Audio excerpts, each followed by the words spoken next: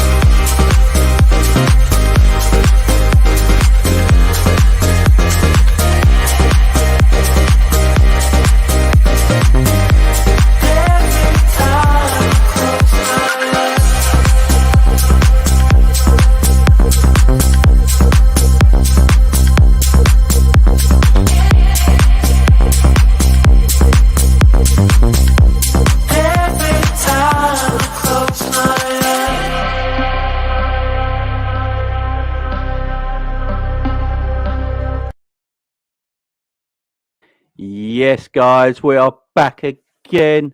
This time bringing you Liverpool Leicester preview for the big game for tomorrow. Guys. Hope you're all doing well. Thank you for joining me once again. I've got some guests coming up shortly. I've got Cav coming on, Ends coming on. They'll be here shortly as well, guys. So, yeah, and Savage maybe as well. So, big up to everyone in the chat. Hope you're all doing well. Yeah, we're going to talk about the Liverpool-Leicester game. That's tomorrow night, 8 p.m. kickoff. I'll be doing the watch-along for that as well, guys. So make sure you are tuned in for tomorrow's watch-along as well. I'd appreciate that. But, yeah, busy time for Liverpool Football Club. Gakpo is through the door, done, sealed and delivered. Medical pass yesterday. We've all seen the pictures. The man is a Liverpool player now. He'll probably be at the stadium tomorrow watching the game, but he can officially play on Monday. So he can officially be part of the squad on Monday against Brentford, which is exciting. Exciting times. Hopefully that's not the end of our transfer business. I've heard a lot of... I got a report today saying that Liverpool intend to buy a midfielder this January, but they don't want no stopgap midfielders. They want the correct midfielder for them, which is the right thing to do. They don't want no stopgap midfielder. They're looking at Caicedo and Amrabat. They're the two they're looking at as a January transfer. The Jude Bellingham stuff, just to let everyone know right now, the Jude Bellingham stuff. So I've been reading up on this quite a bit. And so Liverpool are the front runners for Jude Bellingham, but that's a summer transfer deal, guys. So don't worry about the Jude Bellingham this month. Jude Bellingham ain't going to any team in any country, anywhere in January. He'll be at Dortmund till the summer. And then in the summer, will leave Dortmund and he'll either go to Liverpool or Real Madrid. They're the two teams. He ain't going anywhere else. Liverpool's advantage over Real Madrid is that Jurgen Klopp has never, ever, ever gone to Borussia Dortmund yet for a transfer. He's never shopped at Borussia Dortmund. Since he left Borussia Dortmund, almost 10 years ago, he has never shopped at Borussia Dortmund. So Dortmund and Klopp have got obviously a very, very good relationship. They love him over there. Dortmund fans still love him. The club as a whole still loves Jurgen Klopp. So there's a massive advantage there in the chat as well. And Jude Bellingham, I think his family favour the Liverpool deal. I think Jude favours the Liverpool deal, but Real Madrid is a heck of a pull. You know, it is Real Madrid at the end of the day. So they're the two clubs. So don't worry about the Jude Bellingham stuff, guys. That will be sorted in summer. It's either going to be Liverpool or Real Madrid. It's as simple as that.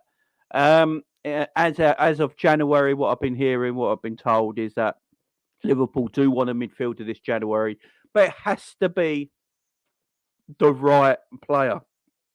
They do not want a stopgap signing. that will be too much money that they can't then go for Jude Bellingham in the summer. So, yeah, no stopgap signing. So, obviously, they made an Arthur Melo signing, which obviously they shouldn't have. They should have just left it if they weren't going to get anyone, in my opinion. And now they don't want a stopgap signing. Klopp wants Bellingham badly. He wants the money freed up for Bellingham. So that means a midfielder coming in can't be too expensive. So the Caicedo stuff, big up Adrian Barnes in the house as well. How you doing, my friend? The Caicedo stuff is a little bit complicated because, you're dealing with another Premier League teams. Dealing with a Premier League team in January, you're going to have to pay probably a bit on top of what the transfer value is worth just because of that, that Premier League buyout is ridiculous.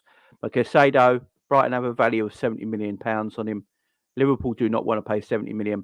I don't think any team's going to pay £70 million. But Liverpool are very good at getting the price down. You got to remember, Cody Gakpo was meant to be 60 million. Cody Gakpo was meant to be 60 million. That is what PSV told Manchester United.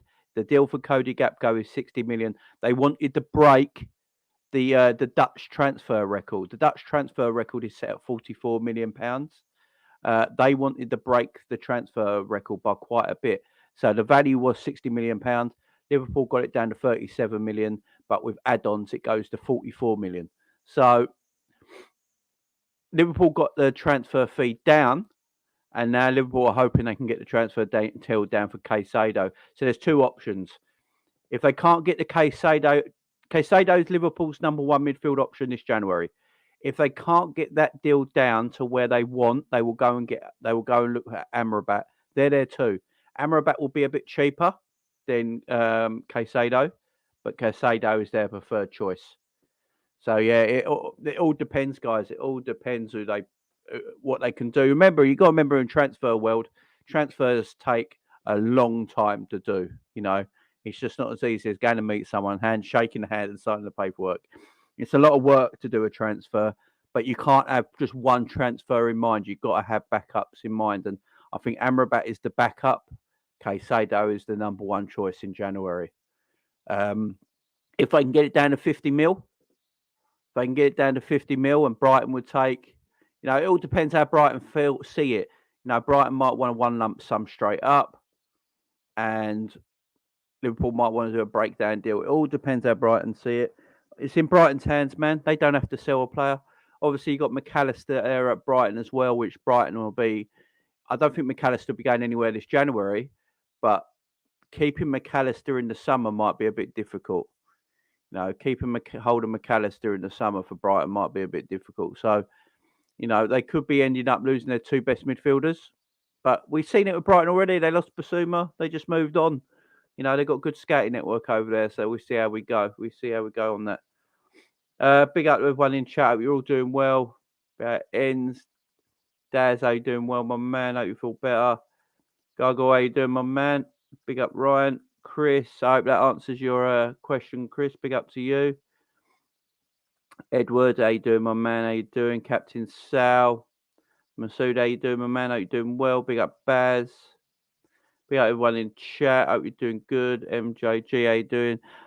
These are all narratives you can look at, but you may not even go for either of those clubs. Big up Adrian Barnes as well in the chat. Big up to you, my friend. Let's get the team in. There we go. How are we all doing? How you doing, man? Oh, are you live, bro? Are we live? Yeah.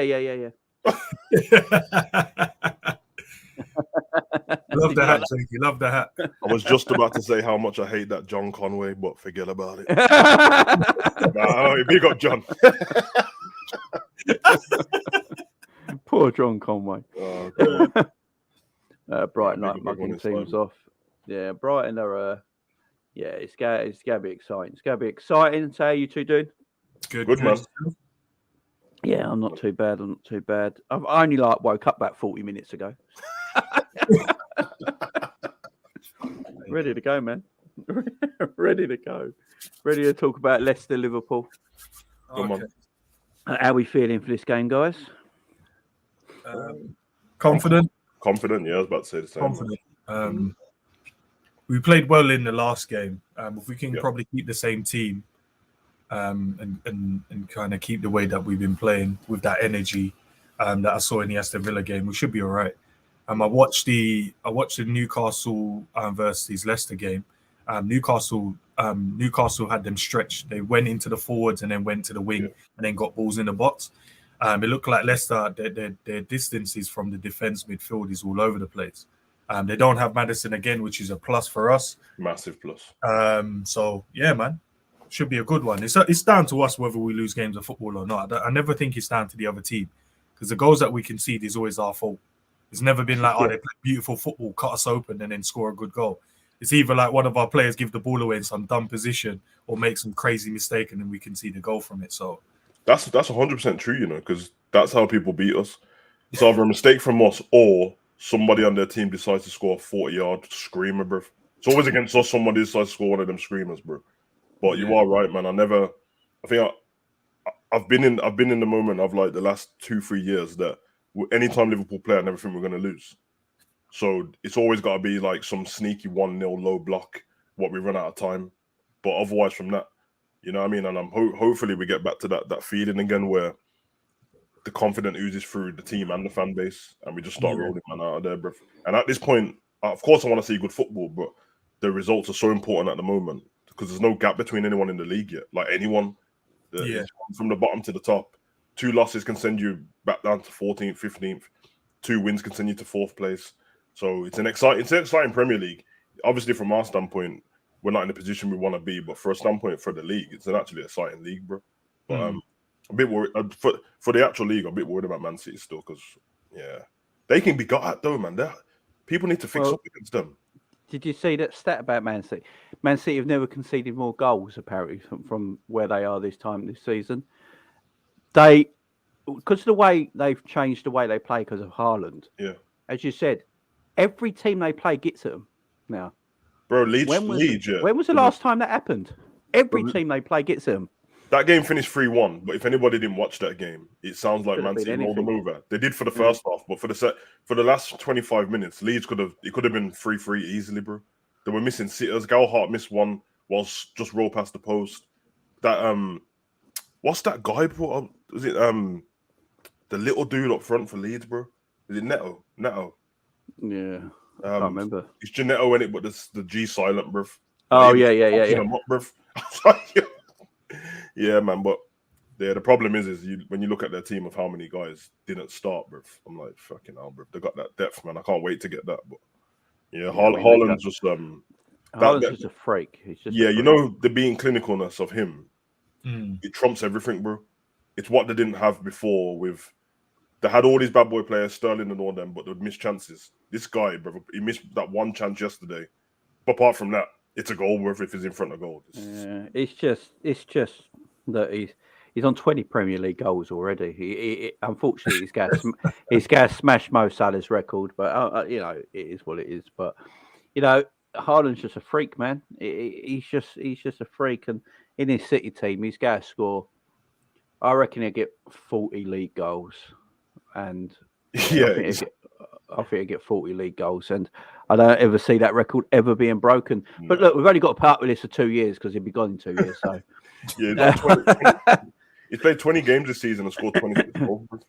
It's just mad, ain't it? It's just his conversion rate is ridiculous. He's just clinical, man. He's just a robot. He's just a machine, and I'm not having all this as well that City only got him for 50 million. I'm not having that bullshit either. No. Spend some money on this guy, bro. Trust me. Yeah, I'm not having that bullshit either. I want to see their papers, man. I want to see their papers. But yeah, talking about Leicester. So Leicester are going to be about James Maddison. Is it Dennis Pratt? Is that how you say his name? Yeah, he's a good player. Johnny Evans, Ryan Bertrand, James Justin, and Ricardo Pereira. Them two are big, the last two you just mentioned. Yeah. Justin and Pereira. Yeah. Massive. So Leicester are going to be about them. We're going to be obviously without Jota and Diaz and Bobby. Although Bobby's fit, he's back in training. He's fit again. But he's just ruled out for this game because Klopp did just say a couple of games he'd be out for, which is a week in Christmas football, ain't it? Yeah. So he should be back around. He should be in the squad for the Brentford game, which is excellent news because love him or hate, I love Bobby. I think we all love Bobby. I don't like the squad when Bobby's not there, bruv. Nah, Bobby's. I've always said it. This is why I'm happy for him to sign a new contract, because there's hardly anyone like Bobby in world football coming off the bench, if that makes sense. And why would you let go of something that no one else has? Makes no sense to me. So here you go. The A team is now complete. There you go. Love Island Cavern, that, bruv. Come on. We've got, hang on. If we're the A team, has Cav got to be face? Is that what we're saying? I think can't even say no face, no case, because this is internet. Everyone can see what you're doing.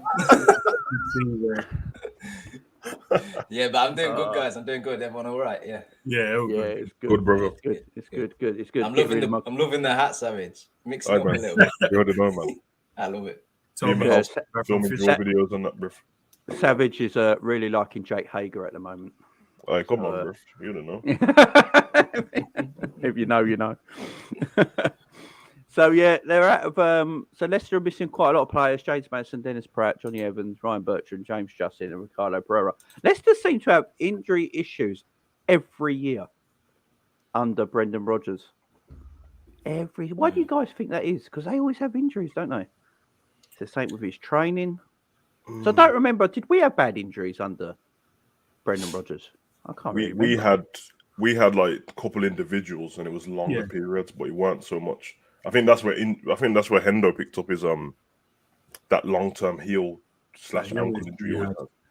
Remember, Brendan and Klopp's philosophy when it comes to pressing ain't that far away from each other. So no, yeah, it's a bit crazy still. But I think to be honest, Jay, they're just a bit unfortunate. Like they've had like really key players missing from as well. That's been the thing, you've just listed the players there, but prior to that, it was Suunchu who was like come into their side and was playing really well for them. And like, I'm not sure if he was the guy that took over when Maguire left or whether there was a gap between, but he was kind of the guy they were looking at as to be the next sort of dominant centre back for them. And then he got an injury and never been the same since. And then they relied on people like Johnny Evans and Amati and stuff. And although, well, not so much Amati, but Johnny Evans is like sort of getting on in years, and he's a good player, but like he's coming towards the end of his career, so he's going to have his issues. James Justin and stuff. I think they're just unfortunate. I don't know. Yeah, because to be fair, Cav, you're right, because a lot of their injuries didn't come from like. It's not like they had training sessions and we heard they were injured. They happened in game, bro. You know what I mean? There were leg breaks and hamstring tears and all this bollocks. Bro, him, Justin and Pereira because remember Pereira at one point was looking like he's going to be, if not the best, but one of the best right backs in the Prem. Then he got injured. Yeah. Justin looked promising, and he was like, "This could be England future here." Injured. Vardy's getting older, but he still does his thing and that. And yeah, man, they've still got some good ballers in the squad though. Harvey Barnes and them, man, bro. They're good, man. So yeah, interesting. No, it's definitely look. At the moment, Liverpool are 6th in the Premier League on 25 points. Leicester are 13th in the Premier League with 17 points. This is a massive game for both teams. You got to say more for Liverpool with what's going on. We're 4 points behind Man United, same games played. So we need to win this game. Tottenham, they're a weird side. I think they're the team to catch. They're the team to catch, don't you think? Tottenham. Because I think Newcastle. It is saying Newcastle fans have got to start talking about it, but they won't do it because they just ain't got it in them. You lot got to start talking about a title challenge. Newcastle fans should be talking about a title challenge, not just top 4. Because the form they're in, the momentum they got at the moment, the players they can afford to buy in January. Why? I'm not understanding why I'm not hearing more Newcastle fans talking about a title challenge. You're in Leicester's position, isn't it? What Leicester had before. Yeah, they should be pushing, man. I get it though. I actually understand because they're not used to winning stuff, bro. No, it's like they know what the letdown from if you start talking about a title challenge to possibly finishing like 5th, if that happened. Yeah, they're in the Europa League and that then, but there's still a come down in it from it. Like I think they're just happy to just ride the wave. And if you get to the last 3-4 games, 5 games, and they're in there about and have to play one of them teams, then they'll start talking about it. Because look, Arsenal don't even want to talk about it, and they've won stuff. Arsenal's nervous, bro. That's And why. nervous, bro. Have you seen this is why I hate Arsenal, though. Have you seen what Arsenal fans have been tweeting lately? Now what This Arsenal team eclipses Klopp's side. Okay. Yeah. They don't believe that. So. They're all tweeting it. They're all tweeting it. It's just trolls, man. I think with the Arsenal fan base, they've all been idiots, bro. Honestly, they just rant when their team is doing nothing. They will get onto their team as soon as their team win a game. They're back on them. As soon as they lose a game, they're back down again. Just like they're just all over the place, man. So I wouldn't even take anything they say seriously. Do you remember when they all wanted Wenger out with a passion? All of them wanted Wenger out with a passion. Yeah, troops, all of them. Yeah, I want Wenger out. I want him gone. He's dead to us now. He came back the other day for the game, didn't he? Oh my God, it's great to see the great man again. Look at this, he's back. Oh, we love him. Build a statue for him. Oh my God, they are so hypocritical. It's unreal. Bro, 8 months ago, they wanted Arteta gone, bro. So don't worry about it. Yeah, they're like, our troops made T-shirts. Oh yeah, he did of Arteta out. He made T-shirts out of his own pocket, and now he's like wanking him off. You can't. You can't. It's just. I wouldn't take nothing they say seriously, man. Honestly, it's just Arsenal fans make me laugh. I actually want Man City win the Premier League. I don't want Arsenal win the Premier League because fuck it. I can't have that. I can't wake up. We're doing that. I think as fans are doing that thing that all rival fans are doing to us, whereby they want Man City to win it because it's that they're the richest. Well, not now because of Newcastle, but they're the richest team in the league. So it's like, oh yeah, they should win it, and you can just accept it. When you see another team doing well, you're a bit like, that should really be us, shouldn't it? So yeah, Cav's so right. Perfect's right. It is. It's true, but fuck Arsenal. I can't take them. I just literally can't take them. I must admit, I can't. Sorry, Jens, just quickly. Yeah. I can't hate Arsenal. Like, I get the fan base and stuff. They're the loudest and they have been since like day one. But I admire so much of what they're doing. And I like their team. I like their team. But their football and actually watching them play is like I enjoy it so much that I'm a bit like I can't really hate on them, to be honest. People only hate Arsenal because of the fan base. It's never. It's the fans I hate, not the team. I actually got a lot of respect for Arsenal as a football club. And they're like the values of a football club and stuff like that. But their fan base, man. I'm in a WhatsApp group with a lot of them, man. And trust me, what I'm going to do, I'm going to screenshot some of the things that they put in there, and then I'll send it to you guys. Yeah, it is. I'm getting tagged in things you're asking me about. So I don't reply in there at all. But I'm getting screenshot, and then someone's adding me into something saying, "Oh, what happened to this miss? Oh, where's Liverpool?" I'm like, bro, I'm not even in the conversation. Why am I getting tagged? but do they forget this is their best season in like 10 years? This is what I don't get. Jay, but that's the thing. The word season ain't even correct because you know what? What they haven't experienced yet, and you can't explain it until you've been in it, is going to the death with Man City. Like when the turn of the year happens and you think you're playing really well, and you constantly, Man City are always there. They're always there. And they don't stop. They will win every single game. And you can get 1 draw, 2 draws, and think, you know what? We've had an incredible season. We're doing so well. But you're second. And then suddenly that title talk will stop because these guys will kill you. And that's what they've not gone through yet. Like, I think they've got a really, really good chance. But you never, like, I know we did in our title winning season, but they're not clear. You know, they're not home and dry. They've got, I think, arguably the hardest period to come, which is the end of the season. Just because of how Man City are. Yeah. Those Man City games would. These fixtures they got coming up are quite difficult as well. They got some quite difficult games coming up as well. So let's see how Arsenal do. But as you say, when you get to the nitty gritty end of the season with Man City chasing you, that's when you find out how good you are. I actually don't think the Arsenal squad's all that great. It's just they got a very good first 11. I don't think the squad. Yeah, the depth's not incredible. Yeah, I just don't think the squad's great. But I think what Arsenal. Do you know what Arsenal remind me of? Arsenal remind me of when Leicester won the Premier League, and they just had that momentum, and everyone kept saying, right, this week is the week Leicester stop. You remember this is the week, and I keep thinking, all right, this week Arsenal are not going to be at it, but their momentum is just carrying them on at the moment, and because they got that youth in their side as well. You know, like Odegaard and Martinelli and Saka. They're sort of just carrying them through at the moment. But you eventually hit a wall, and that wall is called Manchester City. And, you know, once you hit that wall, you know, I remember Arsenal fans celebrated that they took City to the depth by losing 2-1. Do you remember that? Do you remember when Arsenal played really well against Man City? They were 1-0 up for a lot of the game. Rodgers and then they lost 2-1, and Arsenal fans were like, "Yes, we took them to the depth." You know, and like, what are you chatting about? You lost. But that's what Man City do to you. That's like, you feel like you're doing well and you feel like you're in the fight, but you still lose. Yeah. You know, this is City's start of the season every year. Bro. Christmas time till May, they win every game. When you watch games like that Leeds game yesterday, bro, there's a certain thing that I've picked up with City. That it's even the way they celebrate goals and stuff. You know, when they're just in like robot mode now, like we need to just catch up with man and take over. That's what they're doing. Score the goals. The fans are like, yeah. The rest of them, the quick hug back to the. I'm like, nah. I know what mode they're in, bro. They're about to try and kill everyone, man. It's horrible. And I'm watching the team and I'm like, hold on. They had my man playing. Rico is a kid. They had him playing in midfield. And then they had Ake playing no Diaz. I was like, okay, this is ridiculous, bro. Then Mahrez and Grealish playing no Foden. I was like, yeah, this is a problem, bro. This is where their depth comes in, bro, and fucks everyone over. Remember, I also got to go back to Europa League as well.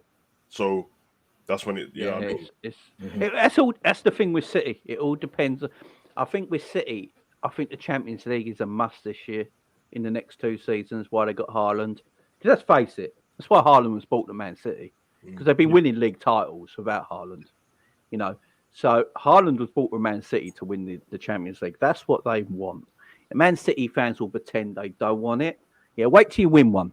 They messed up bad last season. Not win. I mean, I know that we got to the final, so we would have played them. But it should have been Man City, Liverpool. Should have been Man City, Liverpool, 100%, bro. And you know, what I mean, I'm not going to say that Man City can't beat us on a one-off game. They can, but the way they lost to Real Madrid was silly, bro. Very, very silly. And yeah, man, it's interesting. But fuck them anyway, man. I've had enough of them. So yeah, I mean, it's just this is where we have to win now. If we win this game tomorrow night, I think that's 4 Premier League games in a row we've won then. Yeah. You see, guys, you see a little run going because I'm going to put it out there right now. We're going to smash Leicester Friday, right? I'm just saying it right now as it is. Yeah, I see Ox scoring. I see Darwin getting a hat trick of misses, and you know, and I see things happening against our Majo, but we have to go on a run, don't we? We seriously have to go on a run. And Tottenham, I think, is a team we should look at. Let's not worry about Chelsea. Not Chelsea. Don't have to worry about them. They're terrible.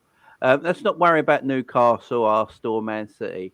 Let's literally just worry about Tottenham. Let's just keep Tottenham in our crosshairs. Obviously, Man United as well because they're in front of us. But Tottenham are the team in 4th at the moment. I think that's what we've got to do. I don't care if we finish 4th this season. Finishing 4th, finishing 3rd, finishing 2nd is no difference. Because you all get the same competition at the end of the season. The only difference in finishing 2nd, right, is if you're in a proper title race and you lose the league by a point or 2, then you're clear of 3rd and 4th. A bit like Liverpool and Man City have been for the last few years. You know, 1st and 2nd, completely clear of 3rd and 4th because there's a level there, ain't there? If you know what I mean. But if you're finishing 2nd, 3rd and 4th and the people who are winning the league have won it by like 10 points, if Arsenal fans go to me, oh, we finished above you in the Premier League, it's like, what competition are you in next season? Oh, yeah, same as ours because we finished in the... Yeah, okay. Does it matter? Does it matter? And you spent 200 million in... Yeah, okay, all right, come on.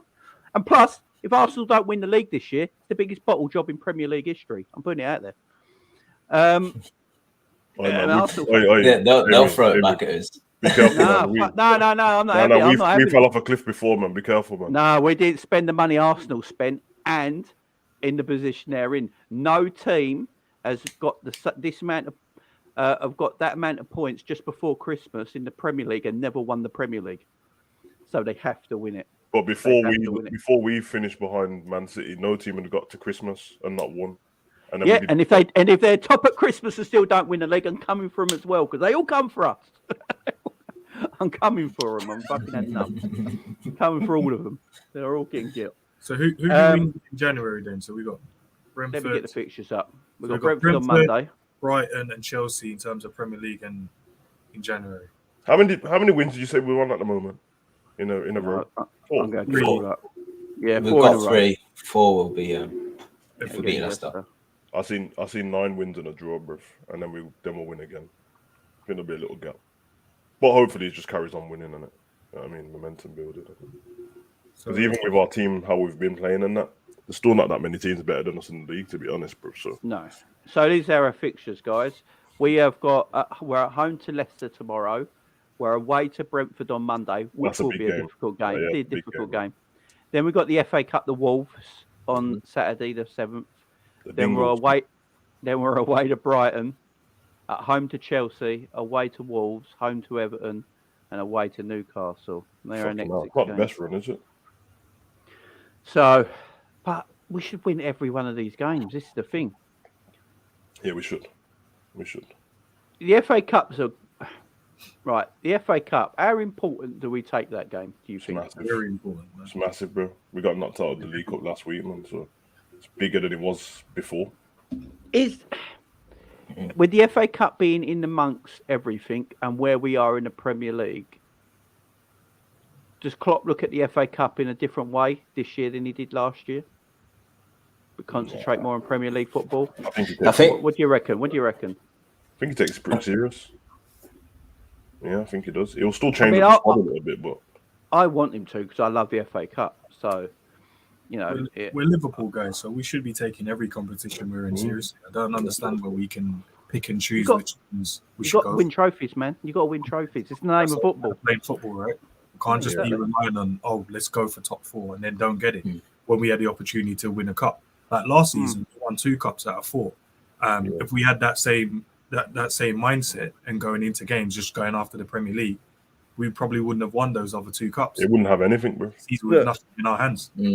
If we finished 4th and won the FA Cup this season, I'd still class that as a good season just because where we were this season.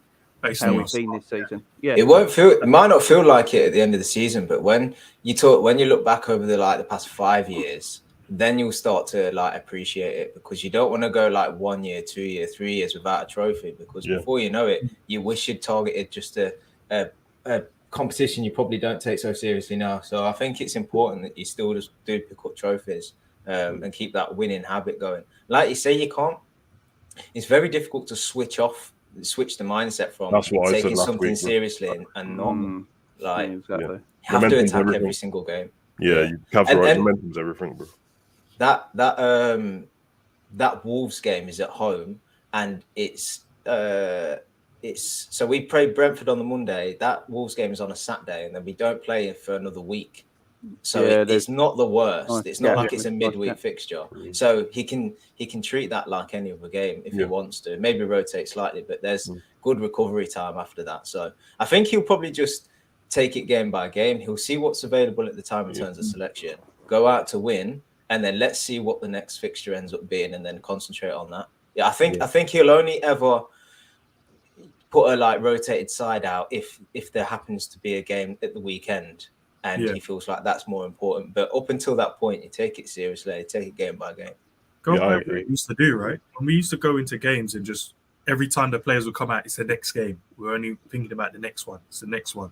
And then we could just keep churning out results, winning games after game. I think now we can't do that whole let's look ahead. We got this game, so let's not worry. Let's not put a strong team against Wolves. Let's look at the other game. Can't do that, man. I think Leicester is the main focus. Beat Leicester. Move on to Brentford, beat Brentford, then the Wolves. That's what we have to do and keep going. I agree. I think that's what they're doing. I think they're taking this game by game scenario. That's what we done. That's what we done last season, bro. Yeah, we had to catch up in the league, which it didn't mean too much in the end, apart from the fact that we got in the Champions League, finished second. But we had to do that, bro. So I think I agree with Camp. You can't do this thing where you're like, we'll just throw this team into this match. What doesn't really matter, and then we lose. All of a sudden, everyone's used to losing again. We need to get back to winning for a start. It has to become normal to us again. At the moment, draws are normal. That's not good enough. So you want you need that habit back, don't you? You want the habit of winning. The habit of winning is a beautiful thing. You know what I mean? And I don't think people should be pissing on the fans either. Man. We spend money to go to these games and that, bro. You ain't trying to throw some deadbeats at the game I'm trying to go to and I pay money. Run me my money back if that's the case. Well, I look at the FA Cup game. So we got Leicester tomorrow, Brentford on the Monday. Them 2 games very close together, and then obviously a good rest before we play Wolves on the following Saturday. you reckon that game on the 7th, the Saturday the 7th against Wolves in the FA Cup is the game that Cody Gakpo makes his debut? No, I think he'll play in the Brentford one. Or do you think he'll play on Brentford? I think he wants. Or full start, should I say?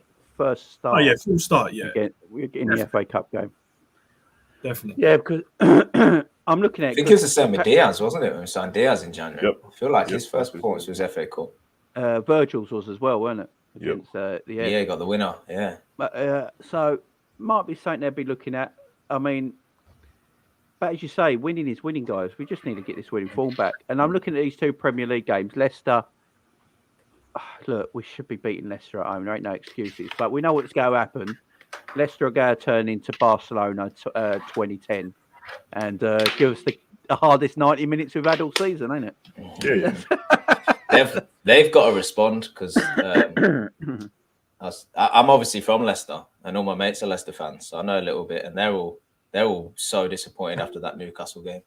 Like they've I know they've got injury issues, but they felt like they just offered up the 3 points and didn't even try. And there seems to be this thing, right? Because I know a lot of the guys, my brother included, that goes to all the Leicester away games and stuff. They love going to Anfield. Leicester fans love it. I don't know why. I feel horrible like it's fans, man. Your brother's horrible. You can be. They just see it as like this big scalp. They love to talk about the crowd at Anfield and they love to sing about how it's a library. And they even, doesn't matter what form they're in and what state of squad they've got, they just love causing an upset at Anfield, which, to be honest, they don't usually win, but they have picked up draws in recent history. So I always fear playing Leicester regardless of what state they're in. Especially at home. They cost us the league last year. I ain't going to lie. If we watched it, if reports right, we watched the Newcastle game. Honestly, if we don't play exactly the way Newcastle played against them, I don't know what we're doing.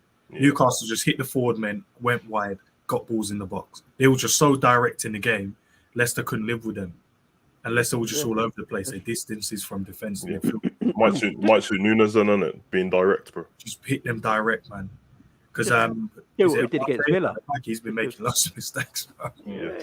Just do what we did against Villa. You know, Villa, like, just do the same thing. You know, it's Danny Ward in goal for Leicester. Yep. Yeah. He had a bad start, but he has got better as the season's gone on. You know he's going to turn into Gianluigi Buffon on Friday. That's the game of his life. Oh, this is always the way. I always see this. I see teams when they play Man Cities and Arsenals this season. I think an Arsenal, Man City roll them over, yeah. And then when they come to Anfield, they're like, "Why? I know we're a bigger scalp because who we are, but Jesus Christ, you know what it is, bro? West Ham tried it. Everyone tries it. Arsenal I get because they've changed the way they play a bit more, and they're so on the front foot. But with Man City, I understand, bro. When you can't get the ball off somebody for that long, it's like, fuck this, bro. Let's just think about the next game against flipping whoever, Bournemouth. It's just horrible, bro, trying to get the ball off them. Yeah.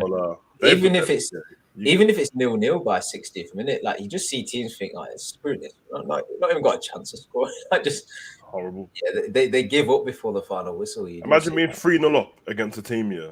But when it's Man City and you're 3-0 up, you're still not sure about the game. That's crazy, bro. Stupid. To be fair, if we're 3-0 up against Man City, I'm not celebrating that it's over. Newcastle at the beginning of the season when they drew with Man City was so good. They should have won that game. They were way better than them. And even in that game, once Man City scored, I was like to my son, this is horrible, bro. And by the time the game was over, it's like 5 more minutes and Newcastle would have lost this game. They're just on it all the time, bro. So it's horrible, bro. But the way our high line is and stuff, even though we're catching people offside, when you're catching somebody offside, it still gives them the thought in their head. I was close then. I can do it again. Yeah. And that's why they keep going through it. And it makes us look like we're open all the time when really there is a skill to do what we're doing. But it looks horrible. And they flag so late that it's horrible. Oh, it kills me. Do you see Virgil every time they flag so late? Give them the death flaggers. He's ready to. He's like, you're making me run. He like daggers them. Like, not only with that as well, you know, sometimes where he could have been just offside and the linesman just gives it. What normally happens now is that the player run through score, then they'll check it, and then he's like a thumbnail on side. You're like, bro, just flag, and then he would never conceded that goal. Oh, like you mean like they all do when we attack? Yeah. So have you noticed What is that? What is that? Every time we attack and we get caught offside, they flag straight away. But when everyone does it against us, am I the only one who notices it? Nah, bro. Watch that game. As soon as we go through, they do not. They're like, nah, let it run. Let him put the ball in the back of the net, and let's then go and measure up some lines. Nah, bro. They're like, nah, he's offside. Just like flag. Why have they not used that? I know that we've only been back like a week now. Are they not going to use that the technology they had in the World Cup, bro? It was way better. Well, yeah, it was that 3D thing. Yeah, without the lines and that, bro. Because we got a bunch of chimps running VAR who have no idea about the technology. In the World Cup with that, they couldn't get it wrong at all. They couldn't get it wrong. Yeah, it showed the virtual image. You could see it a mile off, bro. Whether it was like your heel or whatever, he was on or off, and it didn't have that thing with the. Remember, sometimes if the line's thicker, then you're offside, and if the line's smaller, you're onside, bro. That shouldn't be a thing. What brush strokes will I use? Yeah, it's horrible. And you know, camera's never straight. It's never straight camera. It's always on a slant. It's horrible. Like that, isn't it? I always say that because depth of angles on TV looks weird, don't it? Have you ever watched a game when the camera angle makes you think the ball's going in the back of the net, but it's actually gone the other way? Yeah, it's not even close. Yeah. And you're like, oh my god, and it's like, no, because camera angles are weird. Bajcetic's goal did that for me. It took me a few seconds to realise it'd gone in the back of the net. I think it took Stefan a few seconds to realise he wasn't. You are right. You know that goal that Haaland scored in the Champions League before we went on a break. And we roasted it. I was like, that's hit the side netting, and I was like, that was close, and I was like, why is he celebrating the goal? And it was a clean goal as well. It was a clean goal. But we got to start calling Stefan by his actual name, guys. Stefan Iniesta. We start using his name. I call him in that. I don't know about you guys, but the whole like VAR and offside thing, like obviously it's been around for a few seasons now, but like celebrating goals for me, I don't celebrate like I used to. I feel it's hard to really like fully lose yourself when you score a goal because you're just waiting for that confirmation. I think it's took away that little bit of excitement from scoring now. You know, the worst one is when somebody scores a screamer and you're like, well, this has to be a goal. Then it's like, nah, because, you know, the other one was tickling the other one's knee before he hits it, so he's off. Like, fucking hell, man. I can't help but celebrate. I mean, when I do my watch-longs, I'm like, I'll celebrate like mad. And then, it comes out and then goes, and I've already put the score on the ball, Jeff. So I've already hit the ball, I'm on the ball. And they're like, I'm confident about this. And then they won't, Jamie, VAR, oh, fuck, I've gone too early again, ain't I? And it's just like, that shouldn't be the case, man. This is football. Yeah, it's horrible, man. You can see the embarrassment on like the player who caused the problem. If he's not the one who scored, you can see it on his face. He's like, yeah, I've let my teammate down, and he just won't look in his eyes and that because like the geezer who scores like, what did I do wrong? The ref's like, it's not you, bro. So go and speak to your team. Go talk to your boy. Oh dear, guys, we've got 110 people in here. Please hit the like button, guys. Let's get them likes up. What are we on likes? We're on only on 47 likes, guys. 114 people in here right now. Please go and press that fun button underneath the video right now, guys. Let's get them likes up to 100 if we can. Come on, big up to everyone. Hit that fun button, guys. Big up to Cody. How you doing, my friend? Hope you're doing well. What I love about Liverpool fans at the game, they always get behind Nunez and give him confidence, even when he misses a sitter. Proper fans. Yeah, I mean that's what we all are like as well. But unfortunately, there's some Liverpool fans who want to see the end of Darwin Nunez, which I find it's because they made the judgment when he was on his way to Liverpool, bro. So now they want to be justified in what they said. Yeah, I mean, it's making videos about it now as well, man. I'm like, what are you making videos about it? I support every one of our players. I mean, I like Ox, I like Naby. You know, if they get injured, I have a go at them. But you know, it's like your kid, though. You know, I love my kids. They do something wrong, go have a go at them. You know what I mean? It's the same. It's the same. The players. I support Liverpool Football Club. Why wouldn't I get behind everyone who plays for Liverpool Football Club? It's kind of weird not to be behind the players, and then when they score, celebrate I'm like, bro. Yeah. hate If him you or don't not. like him, you got an agenda against him. Don't celebrate if he scores. It's Simple. weird. It's weird, bro. I have to get Simple. behind them in it. Well, it doesn't matter what I think of your talent either, bro. Because as far as I know, you're a good person. You give me no reason to think otherwise. I might not think you're incredible at what you do and stuff like that, but it's the same with injuries. I said this to the Enderman the other day. Like, I know that Ox and Naby don't wake up choosing to be injured, bro. Like, that's not how it works. And everyone, I know that like we pull it over this whole thing with fitness and that, but it's really not. It's really not based on fitness, bro. Like, it's what I do in my day job and that, bro. Like, being injured or being unfit are two different things, bro. They still take care of themselves, but you know, you have different problems, innit? Some people have that. No one talks about R9 like that, bro. And he was injured for ages, so yeah, exactly. You know, and look, one thing I will say about all our injured players, yeah. But this is what I'm saying. What you're saying about like the fitness side of it all, and that. If you notice, none of our injured players ever come back overweight. No, they won't, bro, because they take care of themselves, bro. Yeah, and you know, you look at certain players at City, oinkers. You know what I mean? They're like just a fat mess according to Pep Guardiola. Mate, the amount of time the Liverpool player has they do their Achilles or something, and I hear fans talking about he needs to get a personal chef. I'm like, what the fuck? What are you talking about? I'd love I've got a personal chef. When people do that, like, cool, oh, shit, personal chef, people would like praising and flipping Arthur for getting a personal chef. I'm like, bro, he plays for Liverpool, and the chef's there, bro. Have you seen their food, bro?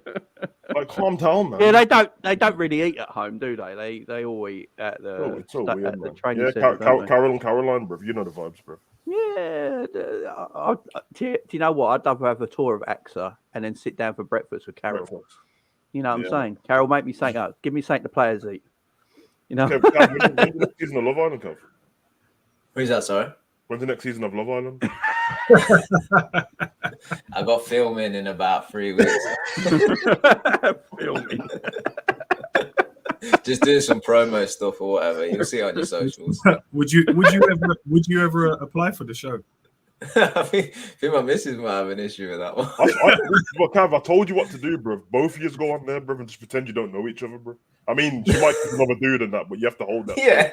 That only works until I can pull one girl for a chat. Then she's taking offence. Yeah, she's left to talk to some fella, and the camera just looks at Cav. You know, Love Island, that. You get towards the end and their family comes in. I just send all of us in and that. They're like, strange looking family. I'm like, no, we're all family. We're all his brothers, man. I know what you're talking about, bro. It's like that film Four Brothers. You know, everyone's different. You know, man. I've done Love Island Bognor Regis. That's that's a totally different kettle of fish. I ain't gonna lie, I'd tell a story on you straight away, bro. I'd lie, man.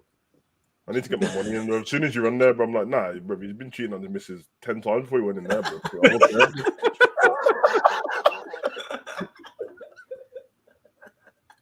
Okay, bro. I'll slip her some money to the side, like, don't get mad, he didn't read it, but you know what I mean? I'm trying to make some money, bro. You know, that always happens. As soon as somebody goes to them programs, someone's like, you know, back when I was a kid, he pulled my hair. I'm like, fuck off, man. You go straight for the worst. I'll do it for the brand deal, says Trevor. Yeah, I mean, they all get massive brand deals, don't they? And massive brand deals. Right, back to the football.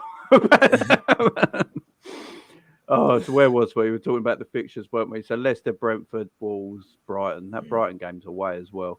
How many home games we actually got? One in the league. One. We play at home against Leicester tomorrow. And our next home game in the Premier League ain't until the 21st of January. Oh, smell a setup, bro. Against Chelsea. We've got back away games against Brentford and Brighton. Obviously, the FA Cup's at home, but league game. And then we got away to Wolves and, the Merseyside derby. So, and Everton are terrible. So, I mean, this Leicester game is must-win, ain't it? It's just must-win. We need 3 points. The probable team. So, there's a probable team out for the 2 teams. Let me just get this up and see what you guys think of this, because I think it might be same again. I don't think we can afford to lose for the rest of the season, bro. I'm being dead. No, neither do I. So that's the probable lineups tomorrow, guys. Let's get your thoughts on that. So Ali in goal, Trent, Matip, Van Dijk, Robbo, Thiago, Fabinho, Hendo, Salah, Darwin, and Ox on the left again. Yeah, probably. Your feelings on that? Yeah, fine. What? Ox gets a lot of stick, don't he? What did Ox actually do that bad? Nothing. in the last Didn't game. didn't do anything bad. He started the game well. Kind of faded a little bit as it went on, but yeah, played well. Had good moments. I remember that run he did where he sort of Good run, a bit man. fortunate in some respect, but was carrying the ball past 2 or 3 players, weren't Yeah, I did think he was going to pull his hamstring at any second though. It does feel like that anytime when Salah fell on him the other day. Yeah. It's over, bro. Horrible, man. Yeah, to be fair to Ox, in the game against Man City where he came on, I thought he was decent. He was decent yesterday, but I've been saying this for a while now. Oxlade-Chamberlain is a good footballer. Yeah. He's not become a bad footballer overnight. He's a decent, very good footballer. Ox's problem is he just can't stay fit. If you had Ox fit for a whole season, never had an injury all season, and he was in and out all season, would we be moaning about letting him go? No, I like him.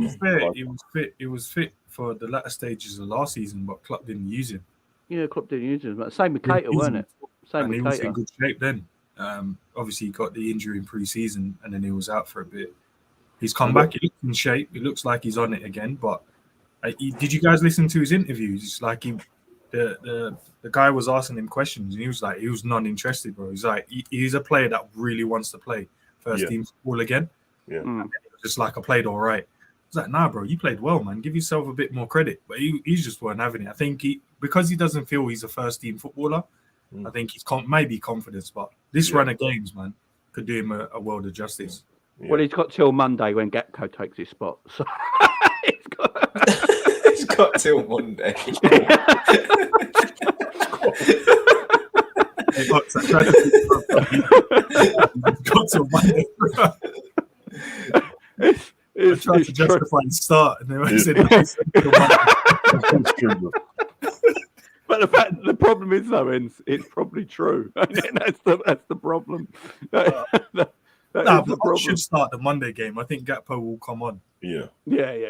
Same. Yeah. I think he should start as well. Big up in New Beats. How you doing, my man? Hope you're doing good, guys. Make sure you go over and subscribe to New Beats' channel there.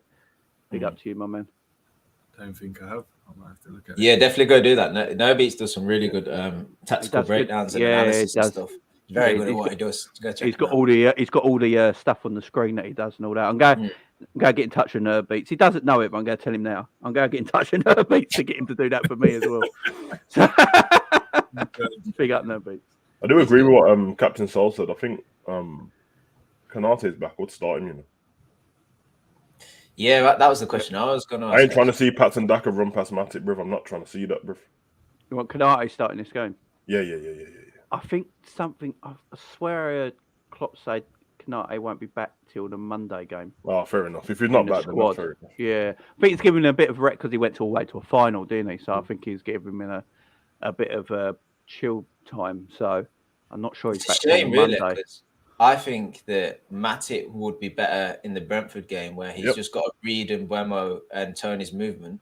Yep. Whereas in this game, the obvious threats are Daka and Barnes, who both have pace. And you want Kanate just to match him for that, don't you? Yeah. So especially with, without going into it again, especially with Trent pushing up the pitch, that for me is the only really threat that they pose to us. And it is a genuine threat, regardless of how they're playing. We've seen it. You don't have to play particularly well, but if you can get a well-timed run in behind Trent and then a half decent through ball, just put it in the space. They've got enough pace to make something happen. So it's a real shame that Kanate is out of this game because I think he'd lock that down. I agree, man. Because that looking at this picture, that left side of Leicester, bro, Dewsbury Hall, Barnes, and then Daka in the centre, bro, and they would just shoot from outside the box as well, bro. So you need to cut that out early as well. Dewsbury Hall shoots from anywhere, bro. Yeah, just. Edward says he thinks Harvey is star over Hendo for this game. Thoughts, guys? It's possible. Hendo's been in great form lately. Yeah, Hendo's been good, man. But I think Hendo, it seems like Klopp knows now as well that 60-minute Hendo in it, and it's depending on what 60 minutes you want to give him. It's the first or the second, but either way. We said this at the beginning of the season, didn't we? That's what it's Hendo's game there, and there's nothing wrong with that. I see the shout though, because obviously Elliott's been probably our best midfielder this season, and Hendo started the last game. But I'll be honest, I'm not about this. You need to make a change game by day to keep people fresh and stuff like that. No. If you're we need to play our game, best team. You're in. We need it. Yeah. And Hendo did well last game, so keep it. You did. Yeah, I think at the moment we just need to play our best teams and just keep getting 3 points and keep the momentum going. Thing is, though, with Hendo, you're on about that Barnes, Daka, Shrewsbury Hall there. Do you really want Harvey Elliott and Trent against them three? Or do you want Hendo there to... I want Hendo there. Yeah, I'd probably prefer Hendo for this game. I mean, Hendo can rest the FA Cup if you want. We can play Harvey Elliott in the FA Cup game and you can give Hendo a break then. You know, I think you can look at it then, but I don't know. I think Hendo needs to play. Fabinho's looking better as well. That rest looks like he did him good. Thiago's the weird one, ain't it? Thiago's the weird one because the last few games, although he's playing okay himself, you know, he's not awful or anything like that, but he's giving away the ball a heck of a lot, ain't he? A lot of it breaks down with Thiago, which is you don't usually expect. That's what that's what happens when you're a creative player, though. Yeah, I was about to say that Bruno thing from Man U, bro. He's looking for the more dynamic pass. Yeah, looking for the passes that we should be looking for, not these basic side to side passes and backwards. Yeah. If you want to score goals, you can't just keep playing the ball side to side. You got to go direct at some point. Try killer passes. So it will look like he's giving the ball away, but he's trying to do the right thing. Yeah. Where you would have players like, I would probably say like Fabinho probably doesn't give the ball away a lot, but that's because he keeps playing simple passes when he wins the ball. Do you know what the thing is with Thiago? And I said this to you like prior to the World Cup, because I think his last few games, he wasn't amazing. It was just okay. But with his quality and like that drop of the shoulder, turning people, passing range, you expect him to dominate every game. And when he doesn't dominate, you might go a bit overboard in thinking he's not good. But he's just been basic. Like he's just been very average, which is actually, you know, for a guy, you know, like Thiago, probably isn't. We should accept it as fans, but like when you look at him in himself, he'll be like, that's not good enough because we just expect him to be so good all the time. Like he only has to drop a shoulder 2 or 3 more times in a game. We'll be like, yeah, he was brilliant. Like it might just come down to that. I think this is a game that could suit him though. Yeah. The players around him need to have better movement, bro. Because sometimes he gets on the ball and Thiago saw the pass already. He's in the space and no one ain't moved yet. Yeah, and you know that if you're not, these managers in the Prem they're not shit managers. Otherwise, they wouldn't be there, bro. So if you're watching a video on Liverpool and you watch Thiago, you're like, well, he gets any time on the ball, he's picking the perfect pass. Jump on him straight away, bro. You have to. And better movement in front helps him out, bro. And at the moment, Salah's movement hasn't been the best up top. Núñez is always making moves now, but it's not always the pass what's on. So people need to move around a bit. You are right what you just said about Fabinho not giving the ball away as much because he'll just play a simple 5-yard pass to the side of him.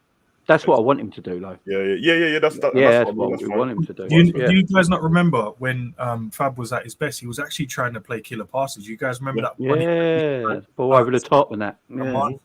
Yeah, he was playing quality passes. So I think he has got it in the locker. Sometimes we just need builders to try a bit more. Just do it so basic, and then relying on just the front guys. But having Gakpo in now, he's got movement for days and he's rapid also. Well, yeah, because do you notice that Thiago looks way better when Diaz is playing, bro? Way better for everything. Diaz is moving all the time, bro. So, yeah, man, I agree with you, to be fair. And Fabinho, you're right. When that season when we won the league, bro, he was unplayable with that. He was making loads of them passes. Probably needs to do what Matip does a lot bit. You know what I mean? Matip's the one going on them runs and trying to find the passes, but he's the centre back. If he gets caught out, there's a gap there. Fabinho needs to take some solace from that and have a bit more confidence in his game. He's not a bum, but sometimes he plays like his mindset's a bum, like he don't trust himself. You can't do that, man. You play for Liverpool. You're obviously good enough. Just go for it, man, and have some more shots as well, bro. This thing where they get to the edge of the box and freeze, bro. All of them, Fabinho, Matip, Thiago, like just stop freezing, bro. Shoot. It's this weird thing. Like I'm at the box now. Now I have to find Núñez or Salah. I'm like, nah. I'm watching the players back up for you because they know you're gonna pass it. Now shoot, bro. Yeah, and that's going to help the forwards out as well, like because they can just respond to then the shot if the keeper fumbles it. Like we've got in both Salah and Núñez, you have guys that are on their toes. Like I would say they're ready to pounce, you know, much quicker than a defender is ready to go and mop up. But they never get that chance to just steal in on goal and get them easy goals because no one ever tries it. Yeah. So I agree. I think we need to not mix up, but we need to add that element to our attack where someone's willing to just have a hit. You know, and even if like it make sure it's on target, obviously. But even if you don't score directly, at least make the defenders aware they've got to get out. Then leave space 100%. in behind for other people. So, yeah, something we've been lacking for a while. Probably why we were so good when Ox was in form and willing to do it, you know. 100%. And when we had Coutinho, and I think you said it the other day, Ends, where he would drive past a couple of men and then just play that little dink through ball or something like the angles of attack and variety. People just can't, defenders can't live with. Whereas now it is a bit one-dimensional. We obviously have a bit of variety, but I would like us to have more. Yeah, I agree that on all fronts, man. Because Diaz would cut in, pass it, and on he'll shoot, bruv. Instead of hitting the post, or the keeper's gonna have to save it. And that's why I'm happy that Gakpo's there now, because he does do that, bro. And his shooting range is ridiculous. So if the keeper saves it and it drops to someone, it's a tap in, bro. But you're never gonna know if you don't shoot, man. Sometimes we just force it, man. It's horrible sometimes. It also allows, for players, like if you have to go out to Gakpo early, it creates that space between the right back and the centre half. Then midfielders can go into that, or Robbo can go into that space. So, well, look at Man City. Like, they have Foden on the left. Is he an out-and-out winger? No. But what he's brilliant at is occupying spaces, and they're making movements to create space for people around them, and then they utilize the space. They actually play the passes, to do it. So we've seen it done, and they're probably the experts of it. We've seen them with the false nine. Anyone can play there. Bernardo Silva can play centre mid one week and then right wing the next. But it's because he's willing to drive into spaces and make angles for passes, free up space for third man runs and all these things that then create openings for everybody else. So it's something I would like us to be better at in terms of the coaching tactics and that. Yeah, agreed, bro. And if you look at City, every time they lose the ball in areas, because they create that box in the midfield, so they tuck in the fullbacks and create like a box. It's like the kill box. So as soon as the ball goes into that player there, they just swarm them and win it. We don't do that much. We kind of worry about the spaces out wide, where when the team breaks, they normally go into the forward and then go wide. They never really go wide early. So I think maybe we need to adapt to that as well. Just create that kill box in that midfield, where as soon as that ball goes in, the striker don't get it, then we just play back out again. I noticed that with City a lot. Yeah, but City press properly because they press space and they back you into a cul-de-sac, whereas we press players. And what I mean is quite often you'll see like Henderson run beyond the forwards to go like press the centre back. And I'm like, what the hell are you doing? Like, I get it. Like, you're rallying the guys up and you're trying to like lead by example and get everyone pressing. But you've just basically left them back gaping hole in midfield. And I tell you what, if it works, brilliant, because you've got your forwards around you and stuff and you might make something happen. But if you get bypassed, it's curtains. Like, Hendo's got that I'll do it myself thing in it, and it's sometimes like, bro, just tell them to do it, man. Stop running back. They got younger legs, bro. Let them do it. Yeah, man. He was doing that for England as well. It's like, oh, you're not gonna press. Oh, okay, I'll do it then. Calm down, bro. And it's like he's running at like full speed as well. Normally when he presses, it's about creating that mistake after that pass. So when they think, oh, we're beating him, then they play it and they lose it. Winning the second ball, force them to go. You hope that you force them. If you're not going to win it back, force them to go long, and then just let Matip and Virgil mop it up, and then just you've got possession back then and go from there. I think the trouble has been this season is like the press has been slightly off, and we've not been winning the second ball, so the entire thing has been bypassed. But like I look at this Leicester team, and I hope that we go with that pressing thing because like Amati, that I don't know how you say that name. Is it FaZe? I don't know. The new guy that they signed. Like a David Luiz regen. Yeah. He's a new signing for them. He's not done too bad, but you just look at like the heart of that defense and you just think, just get out. Do you know what I mean? Just to tackle. Yeah, Marty's a good player, but the rest are shit. Indeed, he weren't available last game, so I don't know what the situation was with him. He's picked up being a lot of injury prone recently. He just gets injured quite a lot now. Yeah, he's played 11 matches this season, so I'm not sure. I'm not sure. How old he is, because people are talking about it. 26. 26. He might still have one in him then if he can keep fit, because like on his day, like this guy is a brilliant defensive midfielder. Wait, what's his market value? Is that can't be right? 62 mil. I don't know. There's a few years back when people were like, two seasons ago, he was wanted by a lot of teams. Remember? Was he the one that was studying to become a lawyer as well? Yep. He was playing. Yeah. He's clever. He's very intelligent, isn't he weren't at them Madison parties and Barnes parties and that. No. Perez's lockdown parties. They have a few rogue players, Leicester do, you know. Always out in town. Bailey, I just got the fresh trim now. Back watching a quality show. Big up, Bailey. Oh man, I need an haircut bad. That's why I'm wearing this hat. Tielemans is still there as well. Yeah. Tielemans, yeah. I mean, Tielemans. That's Tielemans last season, man. 100%, bro. You got to worry about Tielemans from distance, ain't you? Shrewsbury Hall is always his work ethic is excellent. Harvey Barnes, pace in the wide areas. I think this game might be very similar to the Aston Villa game, you know. I think it might be quite similar to the Aston Villa game where we create lots of chances, but where we play that sort of high-risk football, we let people have chances. And because of that, Leicester might cause a few dangerous situations, especially with Harvey Barnes down Harvey Barnes' side. I think that's where we're looking at. You know, Barnes with his pace, Daka, Shrewsbury Hall, that left-hand side for Leicester tomorrow. If they're the three that do play, I think that's where we're going to be caused the most damage, guys. Don't know about you, but that's in my opinion anyway. We just need to make sure we're on the front foot and we just go back to that Liverpool where it's like a dominant press. Like let's fully commit to the high line. Let's press up the pitch and let the guys up top, Nunes included, go cause chaos. I think if you give Leicester a chance, I know they've been really poor this season and their fans are massively disappointed, but Leicester always have that ability to play good football. Yeah. They can always put together a pattern of passing play and make chances. Now, it was obviously better when they had Vardy fit because he was a killer at the end of all of them, and Daka's been a bit hit and miss and in and out the side. You know, they had Iheanacho that sometimes plays as well, and they've mixed around their style a little bit, which obviously Brendan does when he's back to the wall a little bit.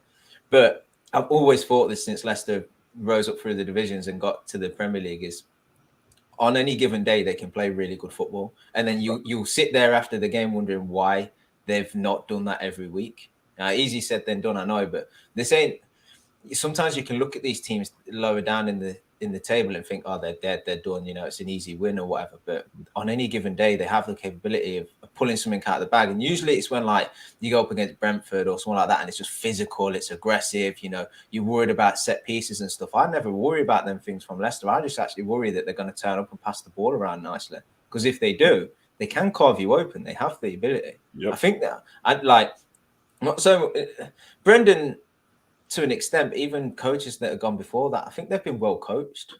I agree with you, bro. You always have to worry with Leicester what one's going to turn up. If the right Leicester turn up, you're in for a long day, bro. If it's horrible, they can play people off the park. You just have to be. You have to be better than them. You can't be making mistakes. They'll punish you with their speed. Them 1-2s and then, as I said, bro, Dewsbury Hall and them man from outside the box and Tielemans. If they don't carve you open, they'll hit one from 30 yards and put it in.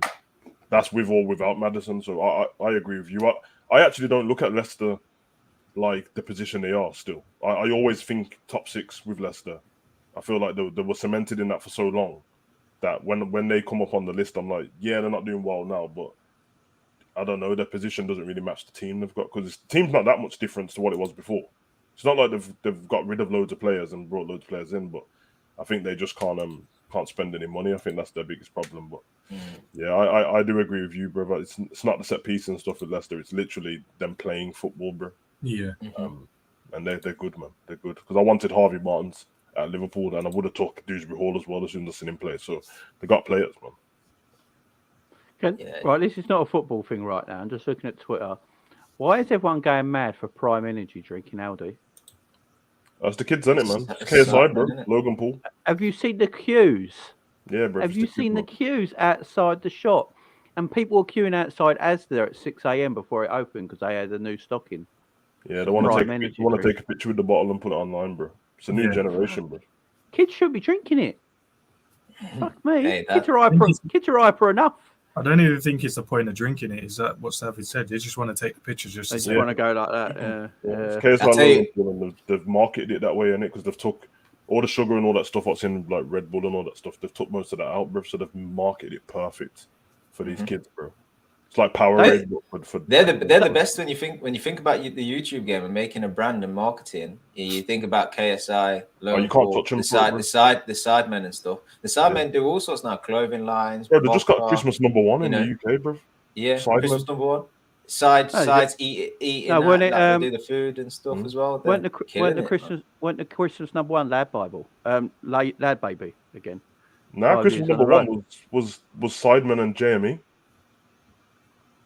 I swear it was, bro. I swear I'm not joking. I think it was Lad. I don't know this fully, but I think the Radio One was Lad. One of I don't know which way around it was, but the UK top chart was Lad Baby, and then the Radio One and downloads was Sidemen.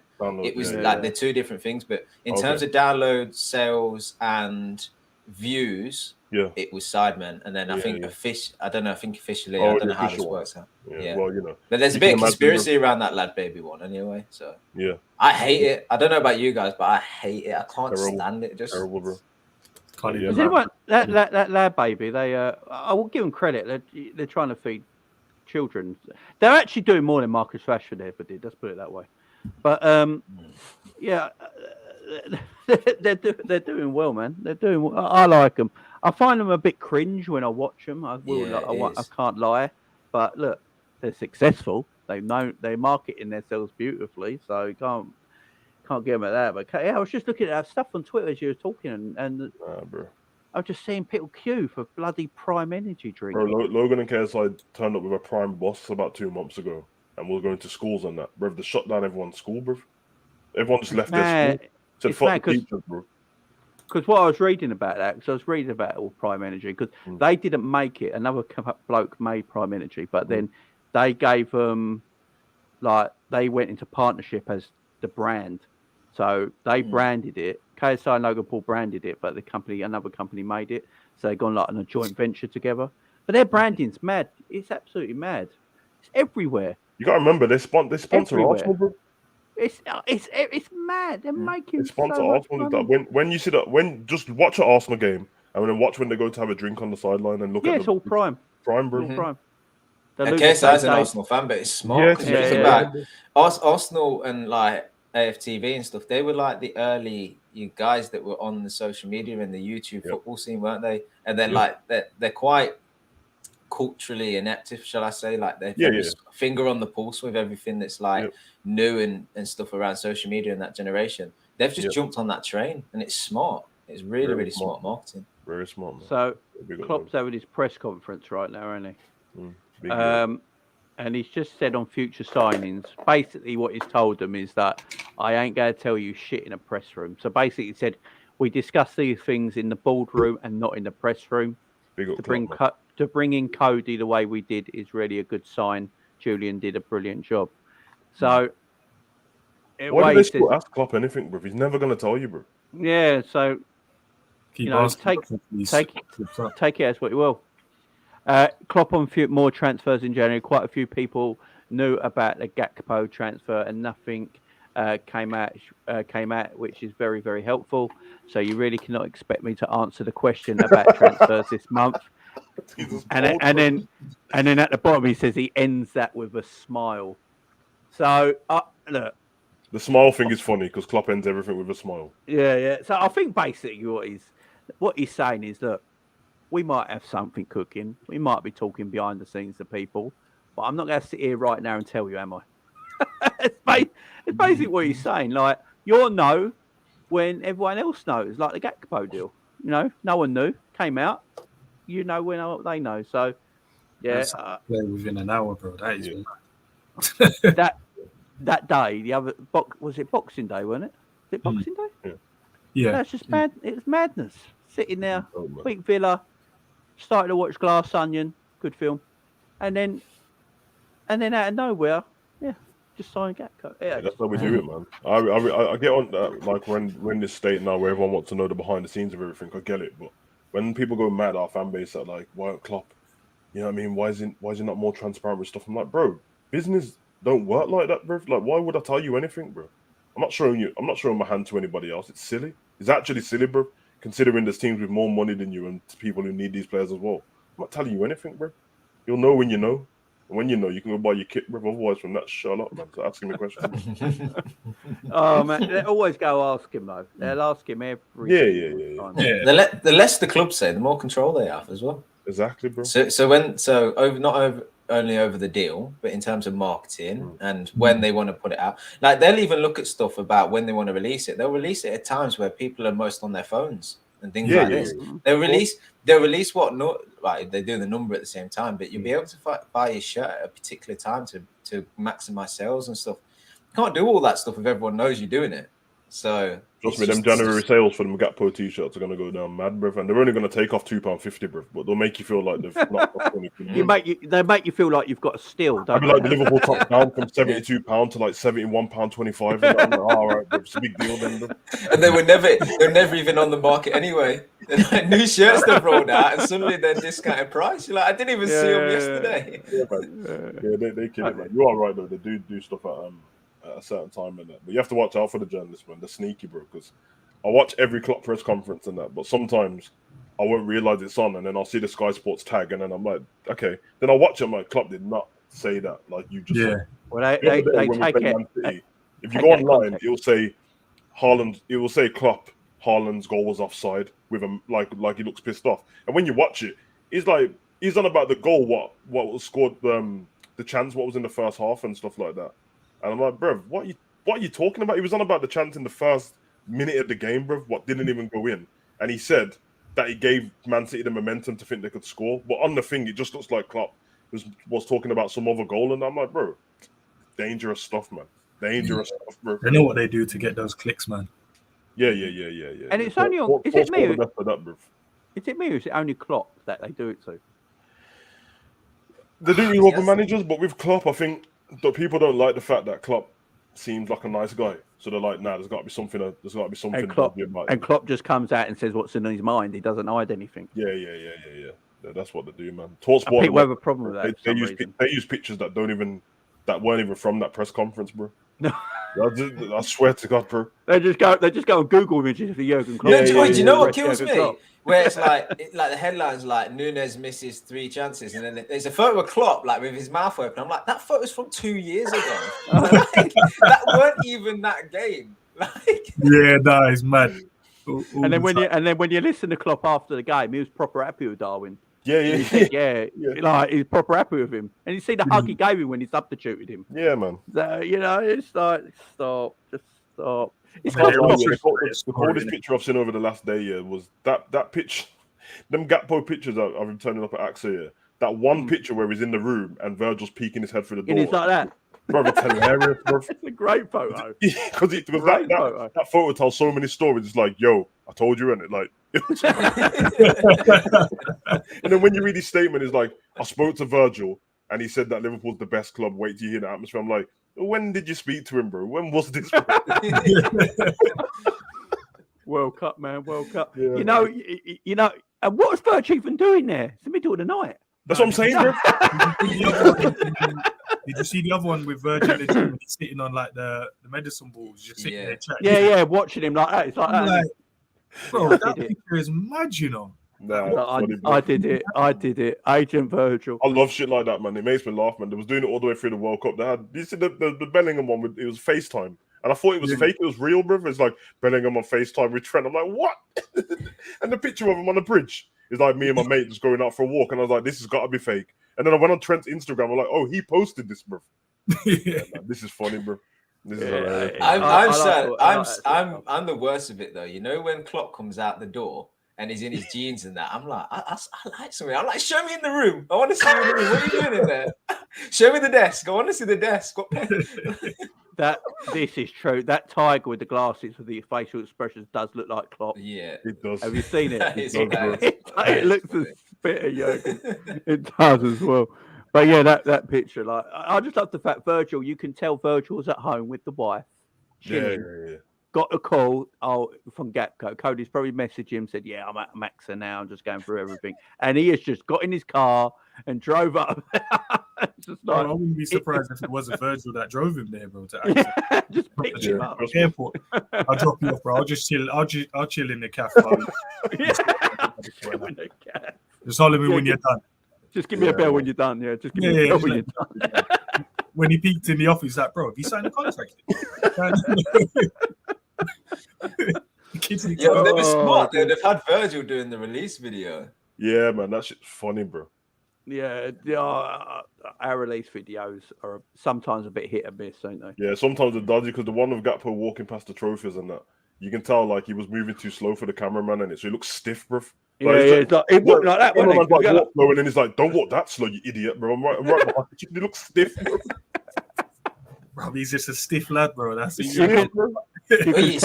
slim as well, isn't he? Yeah. When you think of a 6'4" guy and strong, he's slim. You got to put all this in the atmosphere.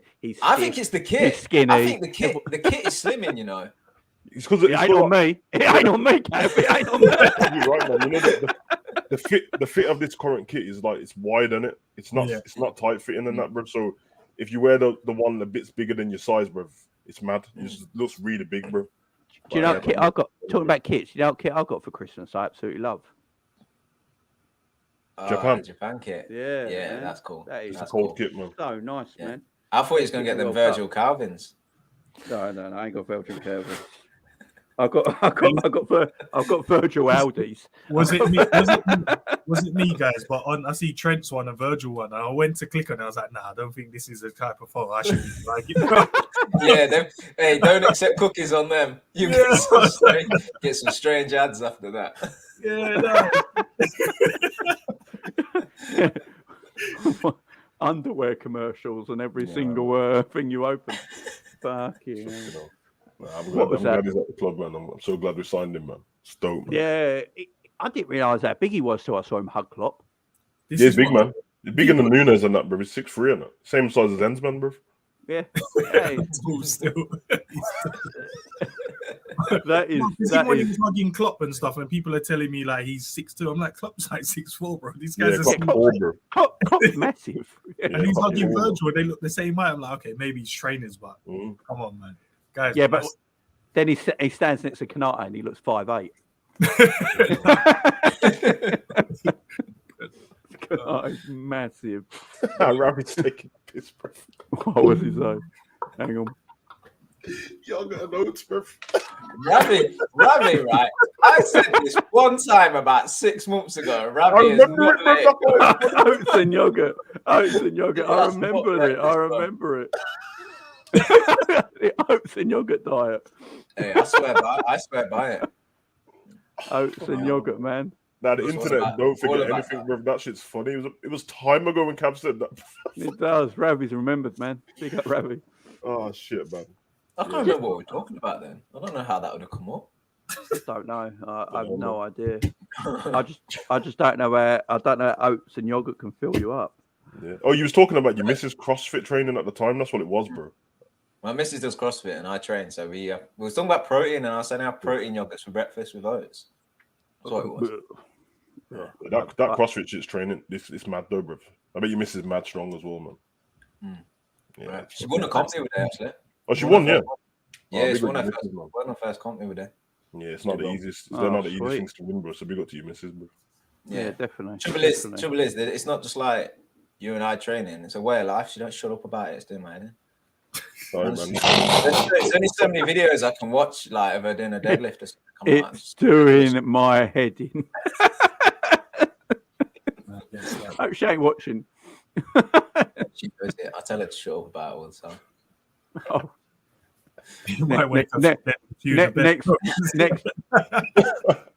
Next week when Cav comes on, do you know what, boys? I'm going on Love Island. I'm single now.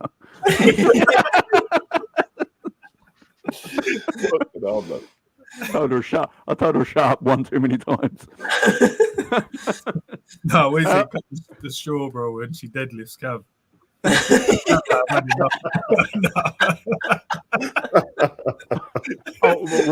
Ultimate warrior style, just like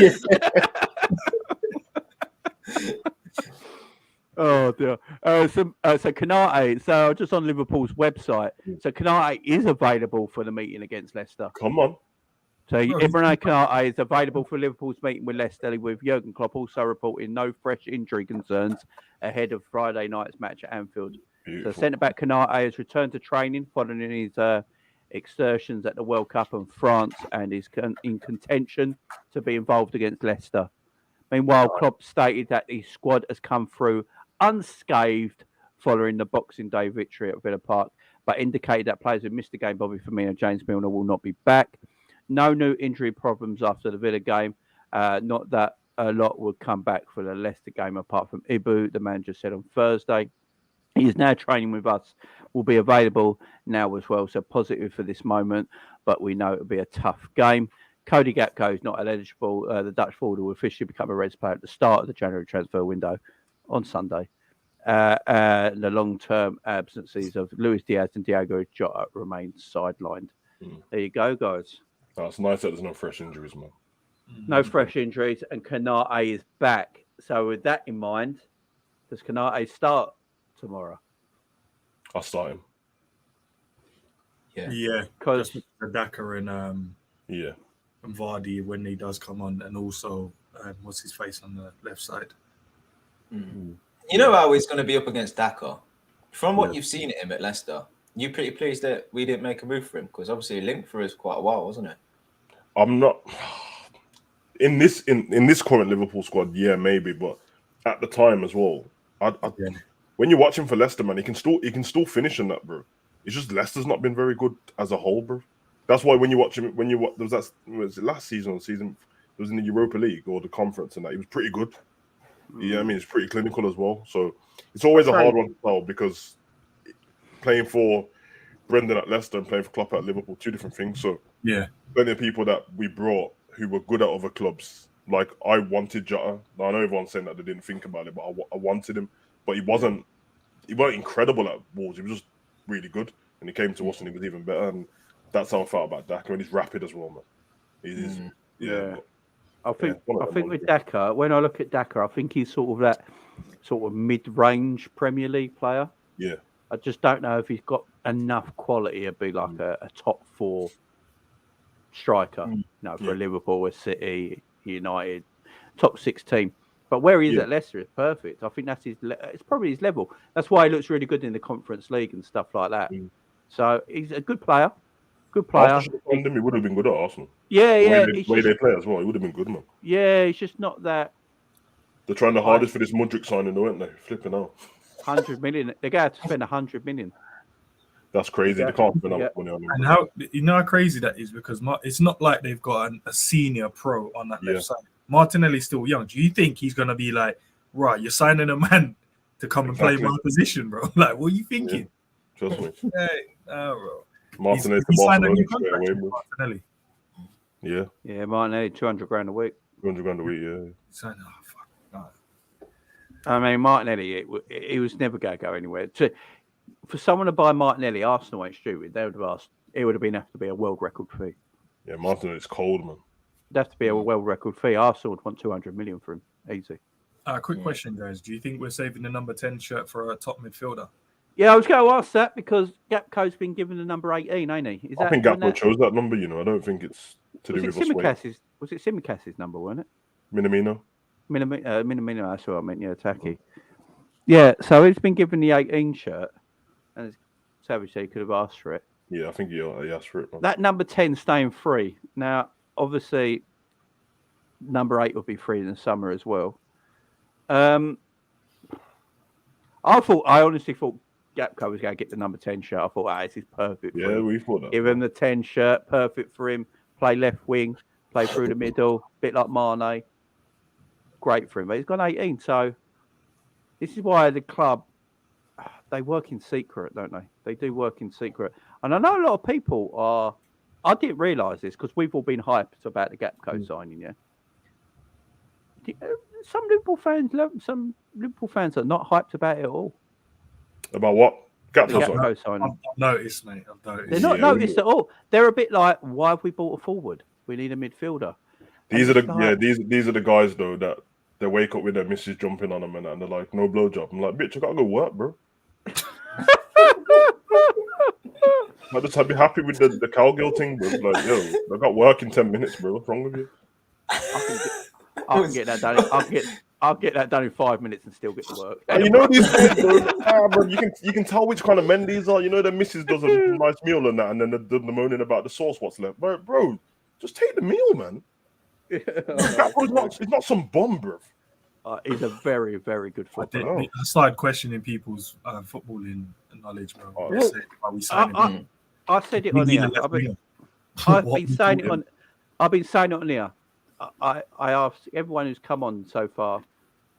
We needed a forward more than a midfielder this January, right? Because of the situation we've got in the forward areas. Yep. All our midfielders are coming back to fitness. At the moment, we've got too many midfielders. Yeah. I mean, you look at our squad, we actually got too many midfielders. So to get a midfielder in right now, we're going to have to let someone go. Or that new one that comes in, the old player, who is not going to be let go, is going to get taken out of the team completely. You won't see him again. So you got to look at it in a sensible way. And then then people were like, right, that's fair enough. We've got a forward in, but we've got enough left-sided forward. That means obviously we're going to sell one. Now everyone's saying we're going to have to sell. People think it's either. A lot of people think Jota's leaving in the summer, right? What? Right? Playing for the middle most of his Liverpool. Yeah. Go and watch. Go and listen to other Liverpool fans. Yeah? Oh my days! They think Jota is going to leave, or what does it mean? You know, for Diaz, is Diaz injuries worse, or Bobby Firmino? Look, if Firmino's the one who leaves, I'm not. Yeah, I'll be sad about it, but it's the most obvious one because he is out of contract. So it is the most obvious one. But we need depth, and Salah's not going nowhere. Diaz is definitely not going nowhere. Jota's definitely not going nowhere. And the only one really is Bobby if you go let him go. But that's an obvious one because he's only got 6 months left in his deal. Yeah. So I'm not worried. If that's the one that goes, that's the one that goes. But it's not us making money on him to buy somebody. So if he goes, you've still got Gakpo, Diaz, Jota, Salah, and Darwin Núñez. That's good strength. Does people not know we play in like 4 or 5 competitions a year? I know, we're obsessed with replacements, bro. It's weird. We play in other cup competition, not just the Premier League. Like, there's other games that we need to go and win. We need to go and play in the FA Cup, go to the final, win it again. Carabao Cup, we need to be winning the Charity Shield. We need to be winning the Champions League and the Prem. And then when we're in those ones and we're in the Super Cup and the World Cup, like, there's plenty of games for people to get. We're all over the place. We've got this fan base here that, like, if we went to buy a right-sided world-class player, they'd be like, but we've got Salah. So I don't get it, guys. I don't get it because all I ever hear from anti-Liverpool fans, because that's what I call them, is that we need squad depth. Once we get squad depth, they don't want it. Yeah. I don't get it. Small squad. Just calm down, man. I don't get it. We need squad depth, guys. And look, everyone's going on about like we let Mane go. We got Luis Diaz in and Mane. Luis Diaz and Darwin Núñez in between January and summer. And we let go of Origi, Taki, and Mane. Yeah. So that means we're going to obviously get Gakpo and get rid of someone. But the problem is, what everyone keeps forgetting is that beginning of this season, when they're all fit, we had Luis Diaz, Jota, Darwin Núñez, Bobby Firmino, and Salah. That's 5 forwards. We've always had 5 forwards is great. That's squad depth. That's what you need.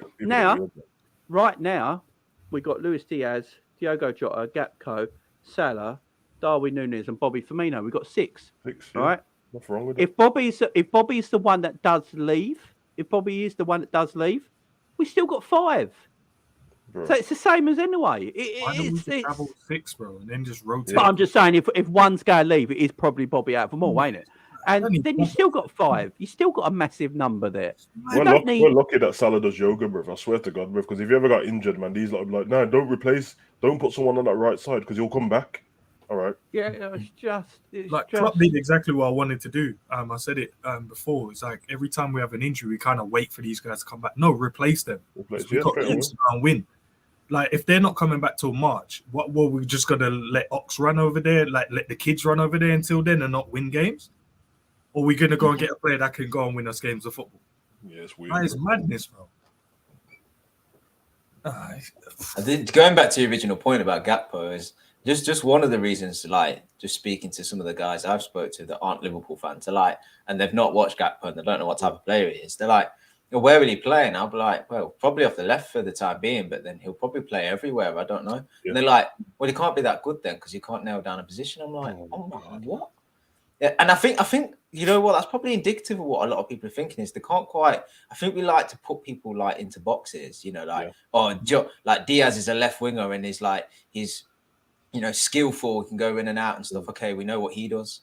Salah, he's on the right and he cuts in. We know what he does. And some people just can't wrap their head around the guys that are just good in multiple positions. They want to have like them nailed down to a position. And you just got to look at like the best teams in the world, bro. Just look at the best teams in the world, bro, and look at their forwards, bro.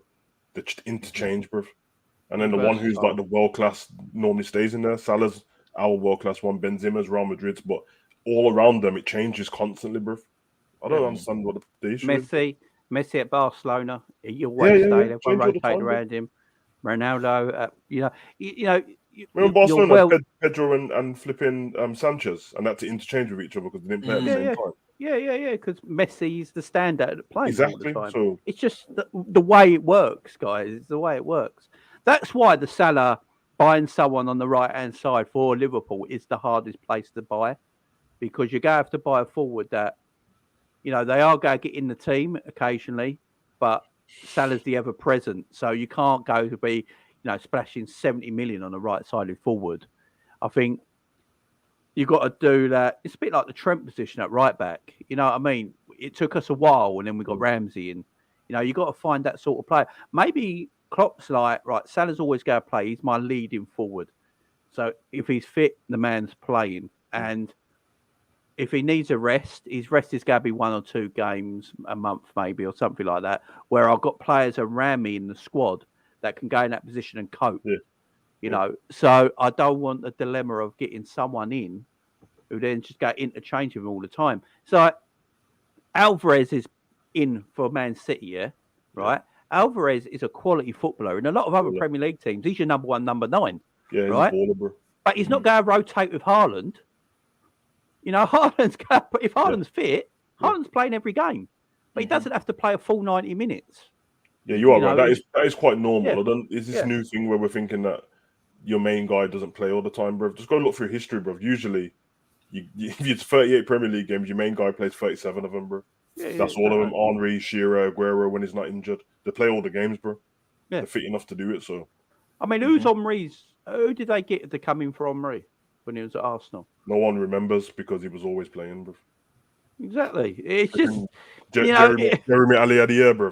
Fucking hell. Yeah, I mean, and if Henry had to come off after, the thing with Arsenal was so good then with Henry and on Bergkamps and all that after 70 minutes they had the game won, Henry could come off and it's happy. You can put whoever on in that position and you can cope with the rest of the game. Yeah. And that's the same thing with Liverpool. I think we're too. I know a lot of Liverpool fans we brought another left-sided attacker. Why are we not concentrating on the right? Because who you go by? Only got one. You go and buy. Are you going to go and buy Diaby from Bayer Leverkusen, right, and bring him in to sit on the bench? Because he ain't going to displace Salah. No matter what anyone thinks of Mo, Mo's winding down. He's not the player. He's got 22 goals and assists in 23 games this season. Mm-hmm. He's not slowing down. It's a madness to me. And on the left-hand side, we've only really got one proper left winger, and that's Luis Diaz. Yeah, right? Jota can play over there. Doesn't mean people didn't want Jota to play over there last season. They were screwing when he played over there. So Jota can play over there, but it doesn't mean it's his specialised position. We've only got one left winger who's actually a left winger, and that's Luis Diaz. So now we've got 2, Connor Gakpo. And then you got Jota, and then you got versatile strikers like Darwin Núñez. Is versatile, can play through the middle, can play off the left. You got Jota can play off the middle, off the left. I think Luis Diaz can also play probably off the right for a little bit if you wanted him to, as well. And we've seen that already when Salah's gone off. Diaz has gone over to the right hand side for 20 minutes and that. So you got versatility in your forward line as well. You don't want players in this day and age, the way football is now, that are just stuck to a position. Nah, Edward's point's perfect, bruv. When it comes to the Salah side and that, bruv, you have someone who can play different positions on the pitch. So if Salah goes down, he can play, but if not, he can be utilised somewhere else on the pitch. But Exactly. there's nothing wrong with that, man. I think Nothing it's a weird wrong thing. with And what I've seen with that Gakpo thing as well is it's always like we should have signed him. They're not happy with Gakpo because we should have signed a midfield. I'm like, but you still can't be happy with the player that we've got. And on top of that, how do you know how the club's ran, bro? It might be just circumstance why he got paid for first because we saw somebody else wanted him. Transfer window ain't even open yet. Never mind flipping the shot and over with. So if we go get a midfielder now, what does that mean that we done it wrong as well? It doesn't make a difference, bro. You know what I mean? We still might get a midfielder, and he might have been looked at before Gakpo. These deals take time. You got there's both a seller and a buyer. So if Gakpo was ready to do now, you do it now. Do you think they're really going to sit there and go, you know what, the fan base want a midfielder, so we're going to hold Gakpo off for 2 weeks, even though it's all done, and get this guy first? Like, come on, be real, guys. Gakpo was the easier deal. It's 37 million with PSV. It's the easier deal to do, right? The midfielders that Klopp wants. So I think the way Liverpool are looking at it now is that you look what Liverpool have done. So is it Ian Dennis, the media guy for us? The guy who did all the computer work and everything in the transfers. He's leaving. Julian Wall's leaving because by the look of it, Pep Lijnders and Jurgen Klopp have a lot of say in the transfer market now. Everyone forget, right? All this disrespect Pep Lijnders gets, by the way, right? All this disrespect Pep Lijnders gets. Forgetting about him as a coach and all that. I think Pep Lijnders has got a good eye for talent, right? Pep Lijnders was Klopp's scout, right? He was his scout before he became a coach, and then became a coach, and then he went off to, I think, managing Holland. Then he came back and became on the coaching staff game. He scouted Robbo. Everyone forgets this, right? He scouted Robbo because he was scouting Robbo and Hernandez at the same time, and he came back with his report and said Robbo would be better for us. Right, that's Liverpool manager, by the way. But carry on. Yeah, and he's been on about Gakpo for 12 months now before he became a famous. Before everyone started speaking about him in the last 6 months, he was talking about him when no one else was. Yeah, he was very high on him, right? And this transfer's got him in mind. I bet if you speak to Klopp, I bet Pep had a massive hand in this deal. But you need a sporting director to get the contract signed. Yeah, because Klopp and that can't do that. You need a sporting director to get all the contracts signed, fly out wherever they are, get the contract signed, get the business paperwork done of it. But I think Klopp and that are looking at it now and thinking, I want the players I actually want now, right? And that is why the midfield situation is a lot more difficult than people might think, because Klopp don't want no stand-ins now. Klopp wants his players. He wants Bellingham.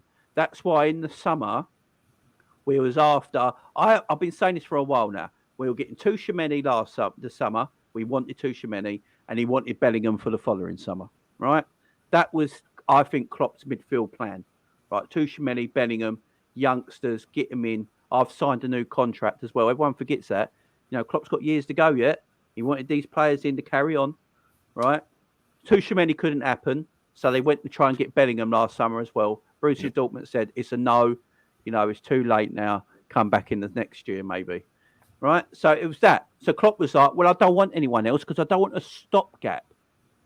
I don't want a stopgap. So when he said that interview on the Anfield Wrap, right, this is where I'm going to stick up for him now, because I was a bit annoyed with Klopp at the beginning because I didn't do my homework properly. But doing my homework now and reading everything and listening as well, I think it's very important that we listen to everything. Listen over everything, bro. Yeah, and I've been doing that lately, and now I'm looking at it and thinking, I'm putting the puzzles all together now. Klopp didn't want a stopgap. He doesn't want to buy a player, because Klopp ain't stupid. He knows we haven't got a transfer budget massive compared to a lot of teams. So what we got is what we got. And he's like, if I can get a player in, no problem about it. We can go and get a midfielder you guys want, right? Not a problem, yeah? We go and get him. But then I don't get my guy that I want because there's no money left, right? So people might not like that, but that's the way it is. So he really wants Bellingham. He's doing all the work on Bellingham. Look, if we don't get the job done, then hopefully Liverpool have got another player that Lijnders and Klopp and the scouting team have been looking at that they really rate as well, that they can get in as well. So, yeah, I think we've all got to just chill a bit, relax a little bit. The Gakpo deal was an easy deal to do. It was done. It's a very much a January transfer that you can get done. But these big transfers, you're not always going to get done in January, especially if Klopp wants someone, especially for his team, guys. Simple as that. Just to add to that point as well, Klopp needs what he says and who he speaks to holds weight. And if he comes up to a player, right, every 5 minutes saying, I want you, yeah, we're going to negotiate with you, right? You do that 100 times, right, it'll have a certain amount of weight. You do that 10 times, it holds more weight. So when he's walking up to Gakpo going, you're the guy, Gakpo knows he hasn't said that to 10 other people. He knows, oh shit, if he's coming to me, he wants me. Like, and that's the thing as well. Like, Klopp ain't going to spread himself too thin. Like, if you go out and sign stopgaps, then you go and talk to your real targets, the guys that you want. You never told the guy originally he's a stopgap. You give them all the same spiel because you're trying to sell the club and trying to get them to come and convince them. The more you put that spiel to every player, these players talk. You're just going to be like, I don't really know if I believe him now, or I don't know if I am a stopgap and stuff like that. They'll make their own minds up. Whereas I think now, if Klopp's going to these players and saying, no, I've waited a year, you know me now, we don't panic buy, we don't throw money around, we assess our targets, and guess what? You're the target. You as a player must be sitting there going, yeah, okay, I buy into this then. Bro, I feel like I'm as important as you telling me you are. And that's probably why it holds so much weight. It's probably why Gakpo was convinced to come to Liverpool above United and stuff, because he's coming to work with Klopp, who's a fantastic manager, a tactician, and everything else, and a person. But actually, the actual conversations that these guys have over the phone and stuff, I imagine the players sitting there going, yeah, I believe this guy. Not only is he amazing and the proof's in his work, but what he's saying to me, I actually genuinely believe. Like, he ain't just giving me spiel. And so I think that's an important part when we think about getting the players the coach wants it and not just signing any old people. Yeah, that's what you just said is how I feel about Bellingham, bro. I think that's what's happened. And depending on how Dortmund go with stuff, I wouldn't be surprised if they announce something in January and we don't get him to the summer. But at the same time, if it doesn't happen, I think behind the scenes, come on, man, by now, Bellingham is young enough and about it enough to know how good he is and how much everyone thinks of him. Because there's all of us and other people in this space with thumbnails of Bellingham everywhere saying they want him to come to Liverpool. That's all Liverpool fans, bro. Then he's got Hendo and Trent trying to get him to come to Liverpool. Then he's hearing people talk about him, and then Klopp won't give stuff away, but he'll mention how great he thinks Bellingham is.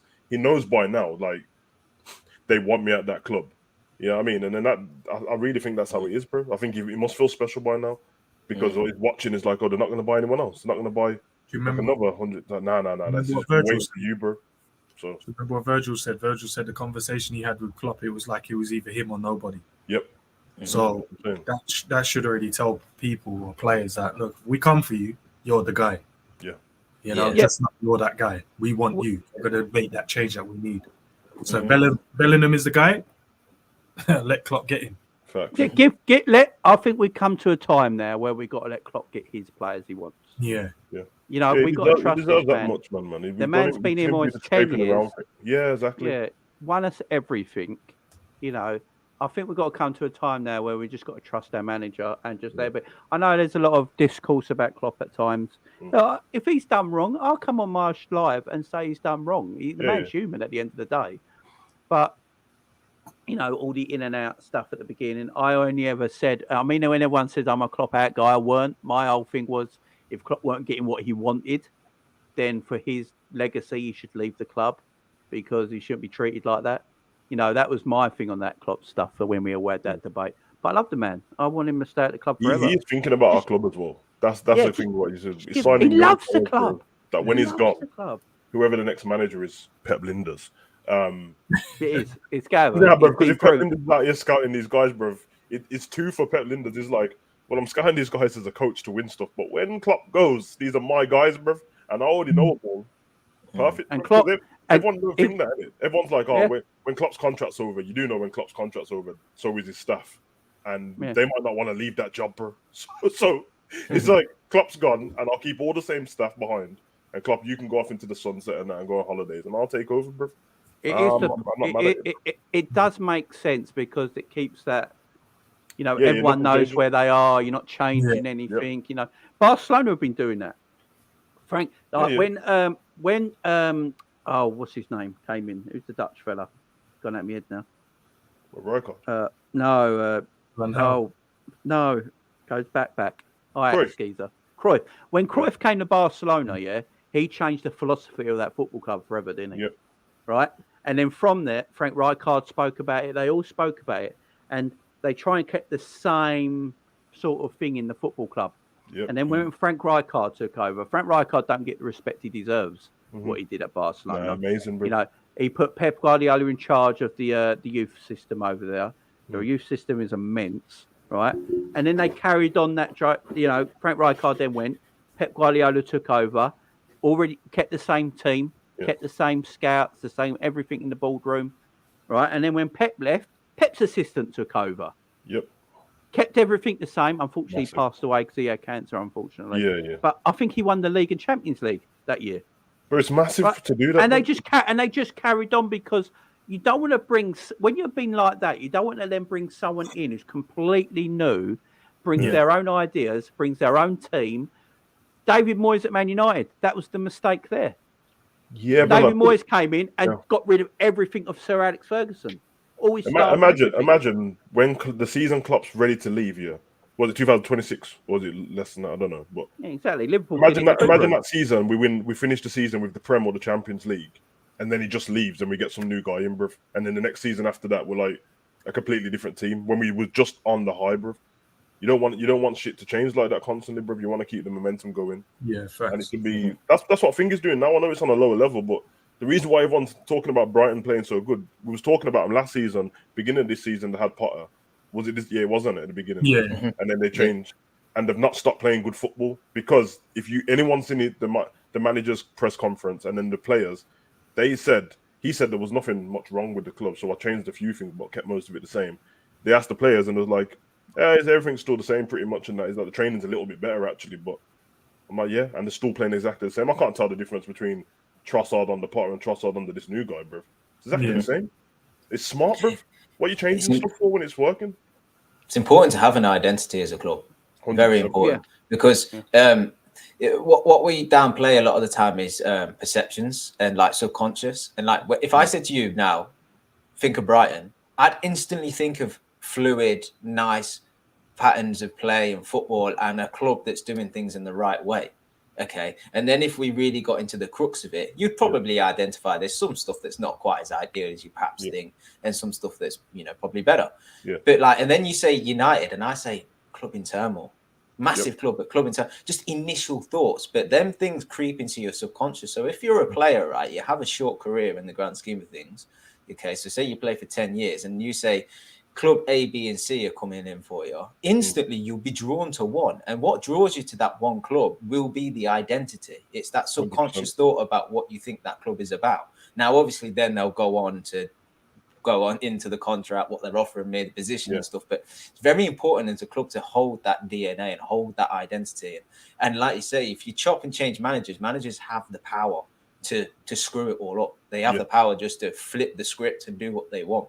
So I think it's important that you have succession plans and you bring the right players in and you do all the things in the background to make sure that there's the continuation when the manager does move on. I think Liverpool have got that, to be honest. Whether it's Pep or not, I feel like the next guy we go to, and obviously it depends on the ownership as well. I think there's probably because there's the evidence of it being successful, but why move away from what we're doing? Why try and move away from high intensity football, high pressing, attacking? That's our style. That's what's drawn these new age of fans. That's what's kept the old age of fans interested and stuff. So, and it makes the most sense, man. I think that even as just with there's on the pitch is the most important thing, but even with the fan base and the culture around the club, it becomes very important. And when everyone said that Klopp's a no-brainer for Liverpool, they were talking about the player. But I'm like, bro, he was a Dortmund manager, bro. That's if there's any club around Europe that's close to Liverpool in terms of the culture of the club, it's Dortmund. The fans, everything's the same, bro. So I think football's a religion there, like it is in Liverpool. 100%. I do quite often think that I'm not sure if all the fans have this, and they probably do think the same about the club. But when you go to Anfield, right, and you're walking around the ground and you're surrounded by all the other fans that are like buying food in the shop and going in the turnstiles and stuff, there is a feeling that there's like a common interest, which is an obvious thing to say. We're all there to watch Liverpool, but there's like a bit of a warmth about it, a bit of like a homely feel, a bit of like feel like these ain't just fans that are coming from all over the country and overseas. Like once you step into that Anfield sort of surrounding, you kind of feel like this collective, like you're all there together. And I don't know if other fans have that. And I think that comes through like the DNA of the club, the inclusivity that they promote and stuff. So I think it's a strange thing to try to explain, but you kind of just have to go there and experience. Like I live in Leicester and I go down to Anfield 2-3 times a year, you know, and once I get there, sometimes I go on my own, but I don't feel like I'm on my own. Yeah, like it's strange. So no, I mean Liverpool's like that in a way, ain't it? Like everyone's very friendly, very like family orientated. It's a blinding place. But look, with everything about the Gakpo deal, apparently, like we're saying his name wrong because they don't use the letter G much in Dutch in Holland, do they? They don't pronounce it as Gakpo or something like that. The way you pronounce it, innit? But yeah, we're English, so we're divs. But we're but we're going to say Gakpo. But you know how good of a player is when all rival fans on other YouTube channels, rival channels, and people on Twitter and all that saying they can't believe he went to Liverpool for 37 million. It's surprising how many Man U videos of I keep thinking the Liverpool video. I keep thinking it's a Liverpool video, and then when I read the bottom, I'm like, oh, it's a Man U name, bro. But they've got him in a Liverpool top on their thumbnail, and I'm like, yeah, you lot are bothered bad on it, bro. Yeah, they can't believe it. And play him on the left, bro. What? 37 mil. I mean, in this day and age, who's the geezer who went from Wolves to Forest for 44? Gibbs White. Gibbs White, yeah, for 44 million or whatever it was. And we bought Gakpo 37. Now, the Glazers are going to do Man U over now, bro. They want to sell, bro. They ain't buying Man U. No one, bro.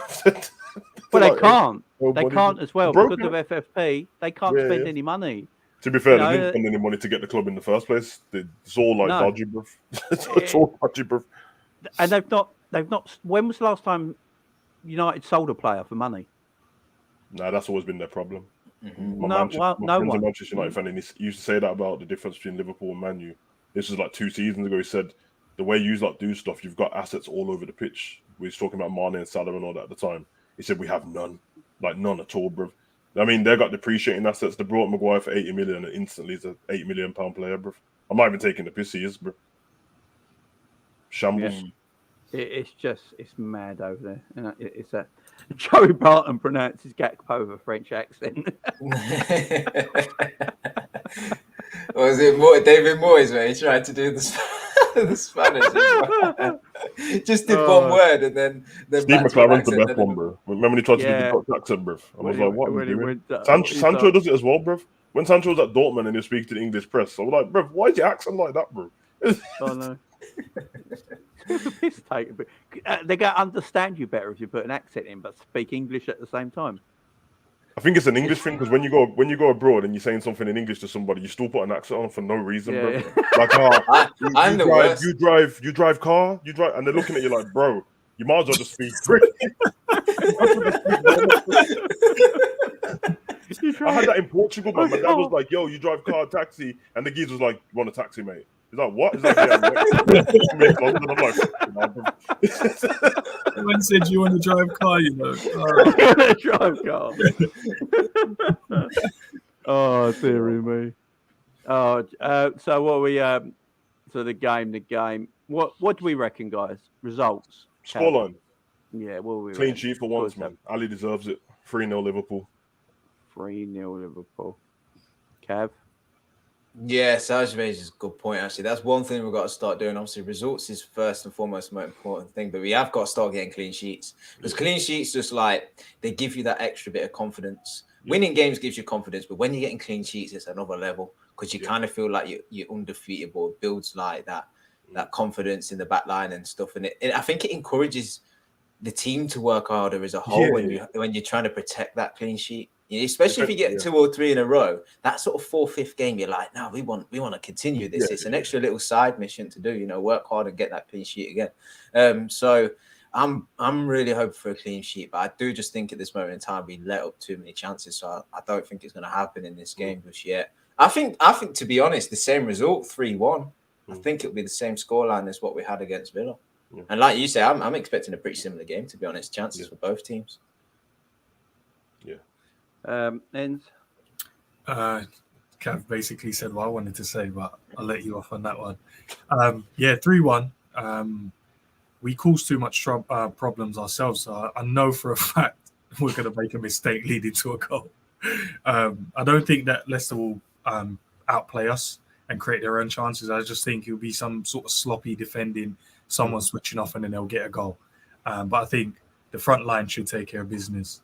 I can see Darwin getting a couple in this one. And hopefully from the midfield, man. I want to see some assists from the midfields, man. I don't want to just keep seeing Salah assisting or just, only Salah, really. I want to see Hendo get an assist, or Thiago, or even Flacco, man. Yeah. But I don't think it'll be a clean sheet. 3-1. I agree. What do you think's the harder game? Do you think this or Brentford? Brentford. Sounds like. Do you think? Brentford away. But the thing is, Brentford could be about Ivan Toney. So, you know. Nah. He's got thingy. He's got till January the 4th. Yeah. Which is unlucky for us. Why couldn't it be? Yeah, I mean, that man is going to be sitting on their own for quite a while, I think. I've got like 236 charges or something like that. Yeah, because I wouldn't be surprised if he gets a 6-month ban, you know. Oh, man, take the plea deal, man. Whatever it is, pay the fine, bro. Just pay the fine and take a couple of weeks off. What has he actually done wrong? Nothing. In the eyes of Him, Ben. He's not cheated or anything like that, but he just broke the rules on what you're supposed to be able to do. I blame Paul Merson for all of this, bro, back in the day. But as long as he's not betting on his own team to lose games and he causes that problem, i.e. Bruce Grobbelaar. But if he's just betting on other things in his own free time because he's got the money, what's wrong with that? So it's a zero tolerance thing that they have, isn't it? But I can go. But what's it matter? As long as you're not betting on your own team to lose, and you cause that issue.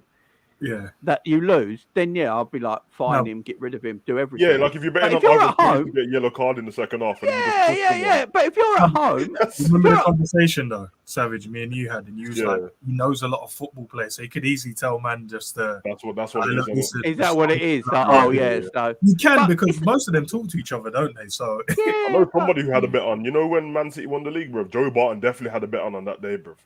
He need Aguero for no reason, bro. It was like he forgot about his bet and came back and need him. It's like I told you. You know when you tell your girlfriend, like, "Oh, babe, put this on in your name," and that, fucking 1,000 to 1 me to get sent off with 20 minutes to go, and Man City to win the game. And then he went to walk off and said, "Oh shit, I forgot to read." I got the 2-0. I got the red card. Oh, shit, I forgot this. What I don't get though, even if he is talking to other players and all that, the money they'll win is probably not as much they make at the end of the week. You know, normally they put on footballers put on like £1 bets and that, bro, because it's for the thrill and it ain't for the money. They've got money. Yeah. Only Drake's betting £1 million. But remember, Drake's annoying, bro. Remember, he's probably not on a massive wage as well. Maybe for him it is, but he's probably not a massive wage. He's you've become a false ghost. Ends is going up to heaven. You're not Obi-Wan Kenobi now, you know. We've not got ends, we've got the spirit of ends. It's the energy level's too high, man. That's what it is. Ends podcasting with his aura. Just become a false ghost in between. By the window, so it's the light. Oh, that's hilarious, man. That's hilarious. Nice. I just don't get the betting things. Edward is right. That was a thing Your as well. family can't bet as well. Yeah, the family. You don't know funny, bro. Like in the book is closest to me. Yeah, the geezer who works behind this thingy, the counter. His storage is uncle. Yeah, he'd been working there for like 20 years, bro. I used to go in there putting Liverpool bets. Like, brother, you putting bets? I was like, nah. His uncle. It's just mad. So, for me, him telling like "fuck Brentford" when he said it just so they could sleep with that bird, right, was worse. Big him up for that. Me, was worse than doing a few bets. I just don't. You reckon it's stuff like he's sitting in Bremo in training, terrible in training today, and he just messaged his cousin. He was shit today, bro. We're gonna lose, bro. Put a bet on. Yeah. That's a good point though. Like, where do you draw the line? Like, who? Like, he could just message his second cousin or like anybody to put a bet on for him. So all these players talk to each other. No matter what Yeah. team you play for, because more than likely you've crossed paths in the same team before, or you're all mates anyway, so you're all talking to each other They're all about in WhatsApp stuff. groups, man. Don't let them lie to Yeah, you. I mean, you're giving young men hundreds of thousands of pounds a week, and you expect them to go home and do nothing. Yeah, Madison that said that all of them. Like, remember when Madison scores, yours was the A, and he said it's because the WhatsApp group's called the Avengers, and it's him and Declan Rice and Mason Mount and all that. I'm like, bro, hold on a minute. You not play for rival teams, bro. Stop that, bro. What do you think this is a game, bro? Like, Declan, you're going out on the pista today. I'll meet you up there, and he just doesn't go. So he's drunk. So are you telling me that football need to keep it kayfabe? I'm telling you, bro. I already told you. Like Antonio and Wilson had that bet on about who's going to score the most goals in the Prem. Yep. Like a little friendly little bet between each other. My bet is if anyone's getting to get done for match fixing in the future, it's Almiron, bruv. Something dodgy, bruv. This geezer was scoring no goals, bruv. Now we won't stop scoring. I tell you who's got the bet on. Jack Grealish.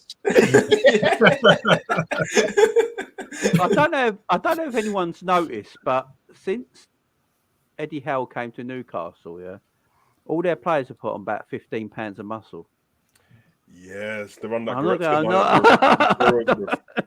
not going to say anything. Yeah, because then I've done the watch along, and he was like, "Yeah, these all seem to be pretty big, man, and they're all tall, and that the defenders like Botman and flipping Dan Burns and that, bruv. Some huge guys, bruv. Fabian Shaw and that, bruv. Yeah, they've all lumped up. They've all lumped up, and it's like, what's going on? Scary thing about Newcastle is, really, if we're honest with ourselves, they haven't brought anyone outstanding yet, apart from Bruno maybe, and for most of the season, Maximan's been injured, bro. If they go buy another striker for when Callum Wilson gets injured and can play, I've been saying it for a while though. I've always said this. I think Newcastle are better without St. Maximin. I think they're a better team without St. Maximin.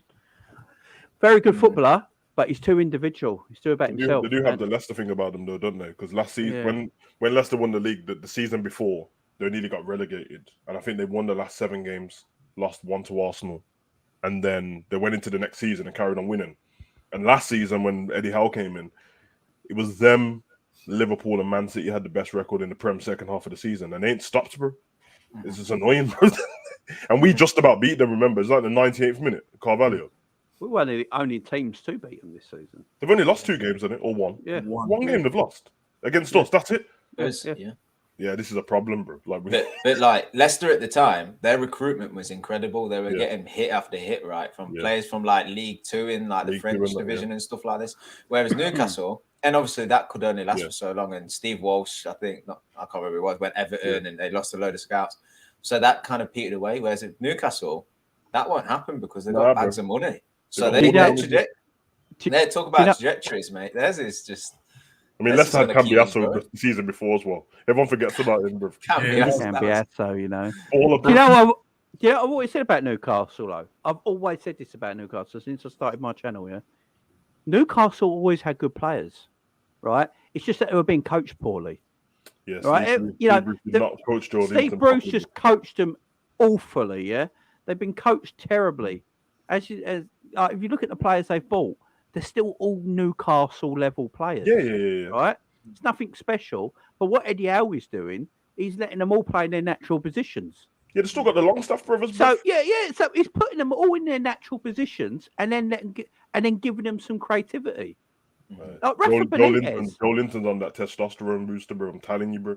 He was not that big before, bro. Yeah, no, exactly. Rafa Benitez got a worse Newcastle team than this. Into 10th position playing defensive-minded football. So Newcastle ain't.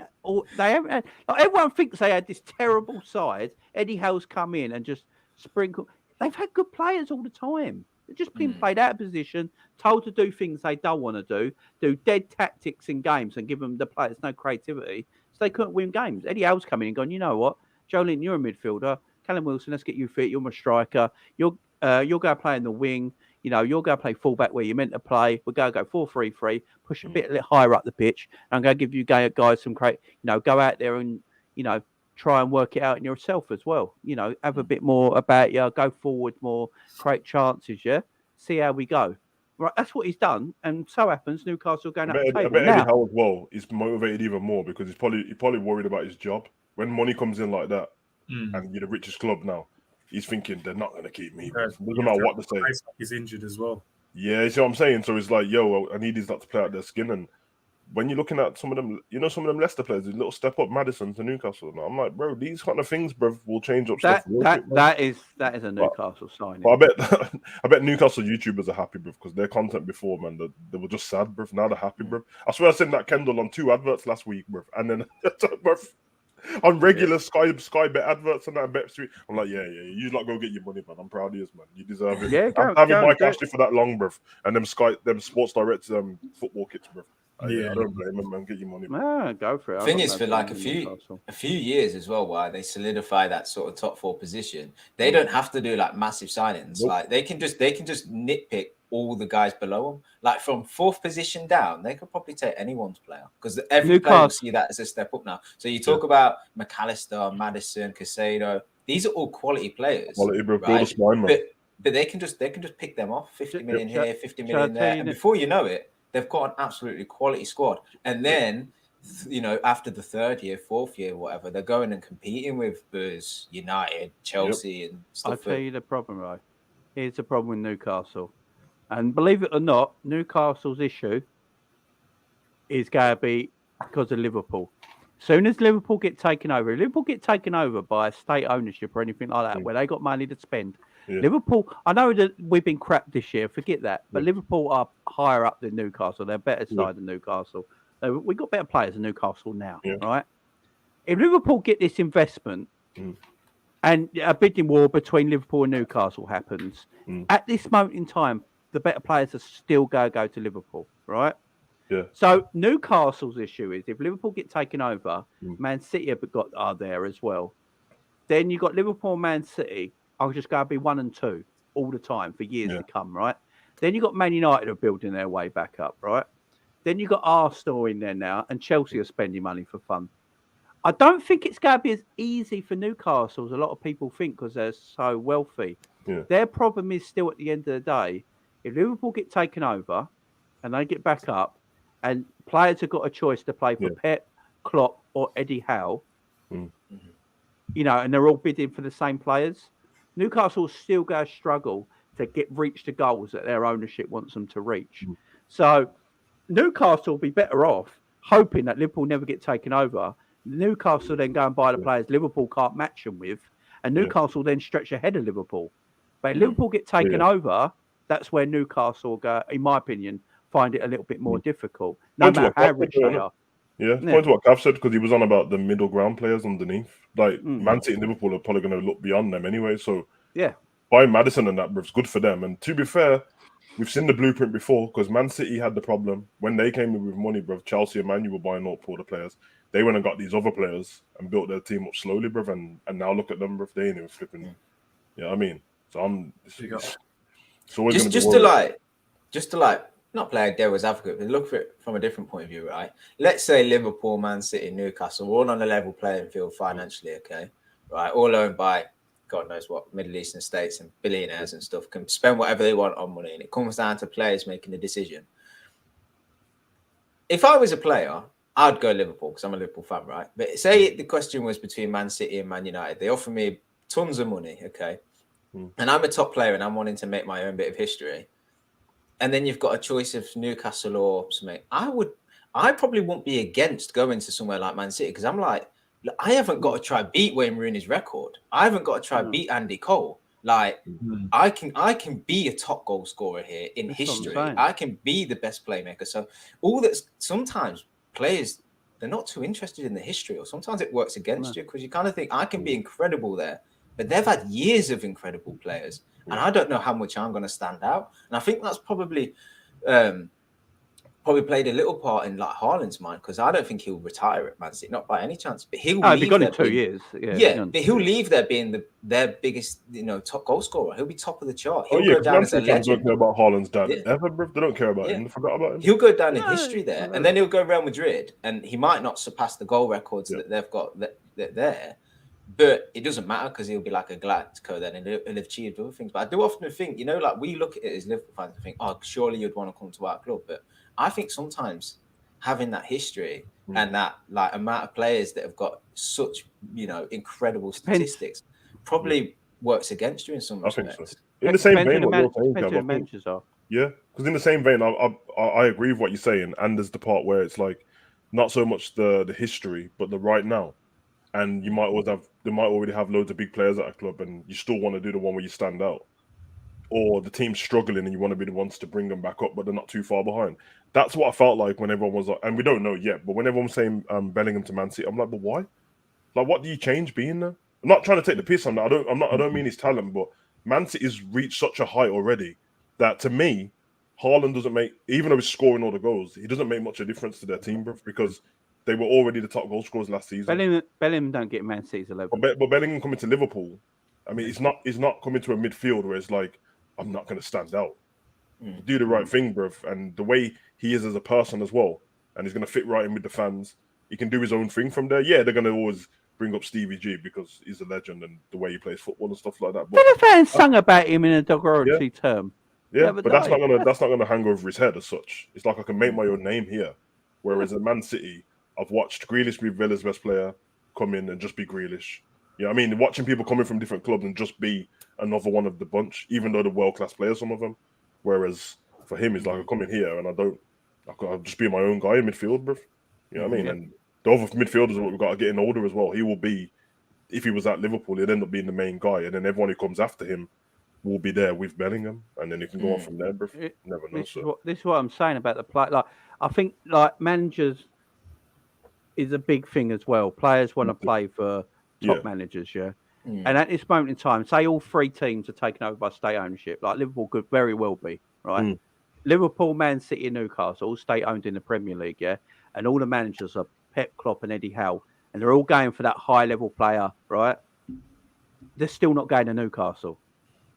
They're going to go Liverpool and City out of the go choose, especially with everything that's been going on. This is why I said the Newcastle takeover is huge, right? But it's not the same as when City got taken over or when Chelsea got taken over because there's too many factors now in the Premier League. Back then, there was two teams, There's so much competition. Chelsea got unlimited wealth. Man United got unlimited wealth, basically. City got unlimited wealth. Liverpool eventually, hopefully, we hope, will have unlimited wealth. There's so much it's going to be harder for Newcastle to go and grab these players that will take them to the higher echelon. And if you think about it, look at the players that are playing for clubs at the moment. What players are Newcastle going to have to buy to dethrone City? Do you know what I mean? The players might not be even exist yet. They might not be thinking about City at all yet, though. Yeah, this is what I'm saying. It's different. When City got taken over, City just had to take over United, really. And they were number one. They're gonna have to start getting creative to get the edge up on signing players. They're gonna have to like put packages together, marketing deals, image rights. They're gonna have to, make so many promises to promote not just the player on the pitch, stylistically and contract patching, but in terms of a brand.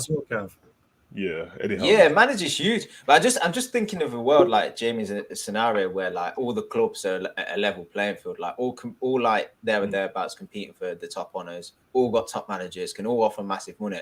What's going to give you the edge to getting a better player? And I understand Jamie's point. It's like, we're Liverpool, we've got so much history and heritage. Like we would have that leg up, and the fan base, it being so big. Certainly against Man City, that's a positive. But my argument against it was maybe some players don't like that. Maybe they want like this, join the new up and coming club. I know Man City have been around for a while, but their history ain't as deep and enriched as ours. Maybe they want to be that history. They don't want to, like Salah overtook Dalglish earlier in the week in goal scoring records for Liverpool. But if he was at Man City, he'd be number one. So what does he weigh up? Does he want to be third in the all-time list, or does he want to be number one at a less bigger club? I don't know, but like obviously we're biased because we choose Liverpool, but these players that don't support our club, they might not look at it in that respect. Can't rule out money. Can't rule out money. But some players do just move for money. Oscar went to China just for money. For money. So I think when you're looking around, if we think of all of the top teams and there's players that are like You might have seen him in the World Cup, but you weren't used to seeing. Like, bro, Newcastle can go and get Asensio. He's not playing for Real Madrid. He's on the bench. He's still a baller. He's just on the bench, bro. There's players in all of these big clubs like that, bro. And for him, it's like, well, it wasn't my first choice and that, but listen, the money's good. I want to play in the Prem. I can do something. I'll go to your club. Remember, we used to have people at Stoke and that, like Bojan and Premier League teams can look at ballers, Villa. bro. Villa Yeah, bought mate, a player from Sevilla, right? And he went to Aston Villa. And you're like, why have you done that transfer? Because the money in the Premier League. This is what I'm saying. The money in the Premier League is so everyone can buy players. Villa can buy players. Liverpool can buy, everyone can buy players in this Premier League. That's why I'm saying for the Newcastle, they've got to strike while the iron's hot. This is why I said at the beginning of this video, Newcastle should be trying to go for a title challenge, not just top four. They're not far behind. They've got great momentum. Go and buy the players you can in January because you do have the money, right? And go for the title. I literally think if you look at the way Newcastle are, the momentum they've got, they've only lost one game in the Premier League. They're beating teams comfortably every week. They've got a good setup there. They've got unlimited wealth in January. They're in the top four right now. I actually think it's stupid for them not to go for the Premier League. What if they are though, bro? Because they should be, yeah. It should we're be. talking about the fan base, bro. That ain't Eddie Howe. He might have told them in the changing room, bro. Like, listen, we know what our objective was at the beginning of the season, which is probably not even fourth place, bro. It was to get in the Europa League or something like that. And I was like, listen, we're ahead of that schedule, brother, and we've got something here. We don't need to push that nervousness onto the fans because it changes the way the fans are in the stadium. Just do it behind the scenes. Go for a league and losing a game compared to going for top four and losing a game is completely different, especially when you only lost one game all season. And they're aware that how quick stuff can change. They've watched Liverpool, who's way better than them, be in this position and not win the league title. And then the nervousness of the fans kick in. They're probably just like, listen, we want a trophy. The FA Cup's coming up as well. Try grab that. You know what I mean? And then try and do this as well. Get into the Europa League. Mindset thing as well. Yeah. So mindset. Yeah. I think if you aim for the Europa League, but you're already ahead, then the Champions League will fall in your place, in it. Or aim for the Champions League, and then if it goes wrong, you get the Europa League. But I think they'll play, and they got the Saudi marketing is not to be sniffed at, bro. It's one of the best. One of the best in the world, bro. Yeah. Like you see how Qatar and Saudi Arabia, how they market their hotels, bro. That's Newcastle right now, bro. So that's the point I was trying to make about players is that like Liverpool can say, like we'll sell shirts and you'll be on the front of the side of the stadium and then billboards and stuff. But like they might just to get a player that's negotiating, they might say, tell you what, back home in this country, I'll stick you up everywhere. I'll put you on the side of every hotel and it'll make you and it will build your brand by this much. And they'll be like, okay. The problem is it's still Newcastle. I'm not being horrible here. Yeah, but when you think Man City was still Man City because Robinho. Yeah, but they didn't start getting the players they really have now till a few years in. I mean, Robinho went for the money. We all know that. And that's my point, though. And he was dog shit. But he was a dog shit. But he was a dog shit footballer. What I like about him, he was dog shit footballer.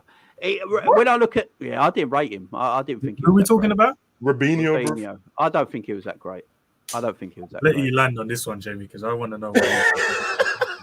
He weren't great, mate. He weren't great. And when I look at Newcastle, I think the players they're getting will be better than that. They won't get players that have come just for the money. That's what Newcastle are trying to do. Look at the transfers they've done. But my thing for Newcastle is they need to get top four this season for me. And it's all because of the Liverpool takeover. That's what I keep saying. Liverpool get taken over and they got money to spend. Then Liverpool are straight back up there with Man City next season. Arsenal are doing bits right now. They're not going to drop a level. Everyone thinks, Arsenal will just go drop back down to where Arsenal were. No, they're a building place now. Arsenal go finish in the top four. So they're at a building spot. They're going to keep going. Chelsea have got unlimited wealth. You know, Bowley's here spending money here, there and everywhere. You know, they're going to come back. Man United will come back no matter what. I don't think they do, actually, Chelsea. I think they're just front-loading a lot of their spending. Yeah, I mean, they've got money, though. They, you know, if they can go after Enzo Fernandez and buy him in January, that's just massive for them. You know, so it's not the same Premier League. Newcastle, as I keep saying, the best thing for Newcastle to do, finish fourth and Liverpool don't finish in the top four. You know, that is the best thing for Newcastle. If Liverpool finish in the top four and get taken over, then the following season, Newcastle won't be able to attract the player they really want to get. Because if they get top four, I'm telling you, we're in trouble. If Newcastle get top four, they can attract players, yeah, because like the players Cav's on about will be more entitled to go to Newcastle because they're in the Champions League with this money. They see the work Newcastle putting in. They'll go. Their agents will be like, go to Newcastle. They're in Champions League football right now, but look at this. They've got Saudi Arabia back them. They've got all this money coming in. They're not going to drop. They're going to keep investing. You can make something big there. If they don't get in the Champions League this season, I think, and Liverpool get taken over, and you got Liverpool and City there, you got Arsenal, you got Chelsea, you got Man United coming back up. I think it'd be harder for Newcastle. Is there anything wrong with Europa League being their level for now, though? No, they're level for now. If they get Europa League, even that this season. When you hear the fans talk, like when I watched the overlap before and the fans are talking, their thing is like they don't normally even say Europa League. They're just talking about the spot between the top 6. I don't trust. And they want to run in the Europa League because they ain't even got to like West Ham in the Europa League level yet, Wolves in the Europa League level yet. They've been in the mud for years. So for them, they're trying to ride the wave of like, let's get to this position. They're ahead of schedule. And you are right, depending on how the season goes, might get to the last 5 games and the 3 points off the league. They're going to go for the league, bro. They will. They don't have to say it to the fans. They'll just go for it. And if it doesn't work, they'll finish 2nd or 3rd, which is massive for them. But I think there's still players that like will be. I don't think everyone's just attracted by the Champions League because they might see the future of the club being like, yeah, they're not in the Champions League this season, but they got so close to the Premier League last season. We can come in, try and do this. Look at the Europa League now. Just look at all the teams that are in there and look at the players. There's loads of them. Like the Europa League, when we go back to watching it now, I mean, I didn't care about watching it before. You've seen the amount of teams that are in there, bro. There's big teams in this Europa League, so it could be. Yeah, but they're all dead now, though, aren't they? If they're smart, when you think about building a club in a position they will probably look at the landscape of football and what countries and what leagues are producing the best players and target that. Like we see at Liverpool, we have a core group of Brazilian players that have come out in this period. You're seeing it at Wolves with the Portuguese players. Yeah. These you've got a couple of like the Argentinians as well now and stuff that are collectively going. If they're clever, and obviously it depends on the players they're targeting, they might just buy a few gateway signings. Bro, I think Jan's point, where it says Tottenham drops out, I think that's what happens with Newcastle. I'm not trying to be disrespectful of Tottenham because I'm a Liverpool fan, but when I'm looking at the teams what are there, I could see them kicking Tottenham out of that spot, and it doesn't become where Tottenham finish in that spot every year. Tottenham are in trouble, man. Remember, everyone's forgetting Leicester done that for about 4 years, bro. When they kicked them out of that spot, and Leicester was going to finish top 4 or 5th. Newcastle could take Tottenham out this top 6 thing. Yeah, because I think West Ham's done with that now. West Ham were pushing last season, and they were in semi-final. Now they could be relegated. I think it's done for them, bro. Yeah. So. Yeah, Tottenham are in trouble. That is the team. In terms of financial fair play as well, Newcastle have got a bit of freedom to spend what they want for the next 2 years, I think. And so are Liverpool. I mean, don't get me wrong. You'll probably see over the next 2 years that they have like plain kits, and then the 3rd year they've got brands all over the place. But the Saudi kit they've got is hilarious. Their away kit is a Saudi kit. Yeah, I was about to say that. I mean, like Newcastle are going to be a force. There's no doubt about it. Basically, what I'm trying to say, though, is I don't think they're going to be the force everyone thinks they're going to be because they're owned by Saudi Arabia. Just because of the fact the Premier League is it's so much money. There's so much money, and all these states come in and they're so powerful, and for the best solicitors and lawyers in the world that they're able to push for a Super League. The whole landscape can change when you've got different powers there. The Premier League is the Super League, isn't it? That's basically. I mean, League as well, man. That's done. Champions League change as well. Yeah. I look back at the Super League. Yeah, I look back at it when it first started. We was all outraged, and rightly so. Yeah, I look at it now and think, was it actually that bad of an idea? Nah, man. There's all these Brexit people complaining, bro. Was it actually that bad of an idea? Because now look at the Champions League go. You look at the Champions League, going to be like shit. UEFA looked at what the Super League proposed and stole everything and put it into their format. Do you know how much money UEFA keep for European football and don't give all the teams? I mean, you look at it and think, is the Super League actually that bad of an idea? Bro, I told you, bro. Brexit bombs complaining that Burnley and that you shit anyway, bro. You weren't going to be invited into this league, bro. Relax, bro. Really, you portray the information given. So what they did was they put up all the bad points and then made everyone ran with it, and everyone's talking like they understood it. It's like hearing people try to tell me about it for like an hour. I'm like, bro, you don't even understand it. Yeah, you lot made John Henry apologise, bro, and he looks sad. Yeah. Now we're complaining about us not having investors, bro. If we went in the Super League, bro, we would have been buying some mad players. Do you know what? Largely it is as well, right? Is because some of the major clubs in the world are in England, and England's TV coverage is obviously delivered by Sky and BT, and they were at threat by the Super League coming in because the whole benefit to the clubs were that they were the guys that have the fan base that draw the eyes and make the money, and they wanted to take most of that instead of sharing it out to the TV companies in UEFA, right? But the people that were fighting against it were the guys that were on your screens every day. Gary Neville was on your screen every day fighting against it. It wasn't a balanced argument. And he fought against it, and then he went to the World Cup and got paid by them.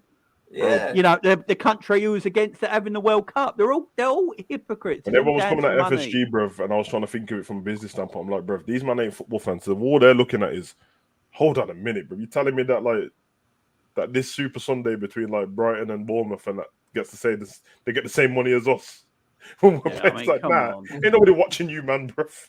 Yeah, it's like 3 p.m. kickoffs. The reason we have a blackout in our country for 3 p.m. kickoffs is because they said it will affect teams lower in the pyramid because no one will go to their games. Worry about that, bro. Right? I'm sorry. Like when Bolton went into administration, and Gary Neville was moaning and going, like, Bolton are part of Greater Manchester. Why aren't Man United and Man City helping them out? Why should they?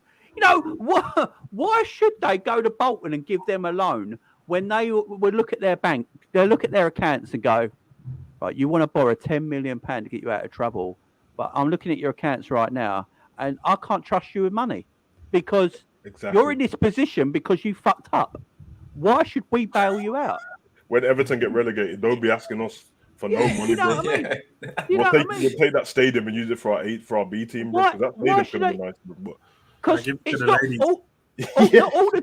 not all the teams in the Championship and League One, League Two are in financial trouble. Yeah, exactly. You know, they make it out like all the Championship, all League One, League Two teams, they're all fucked. They got no money.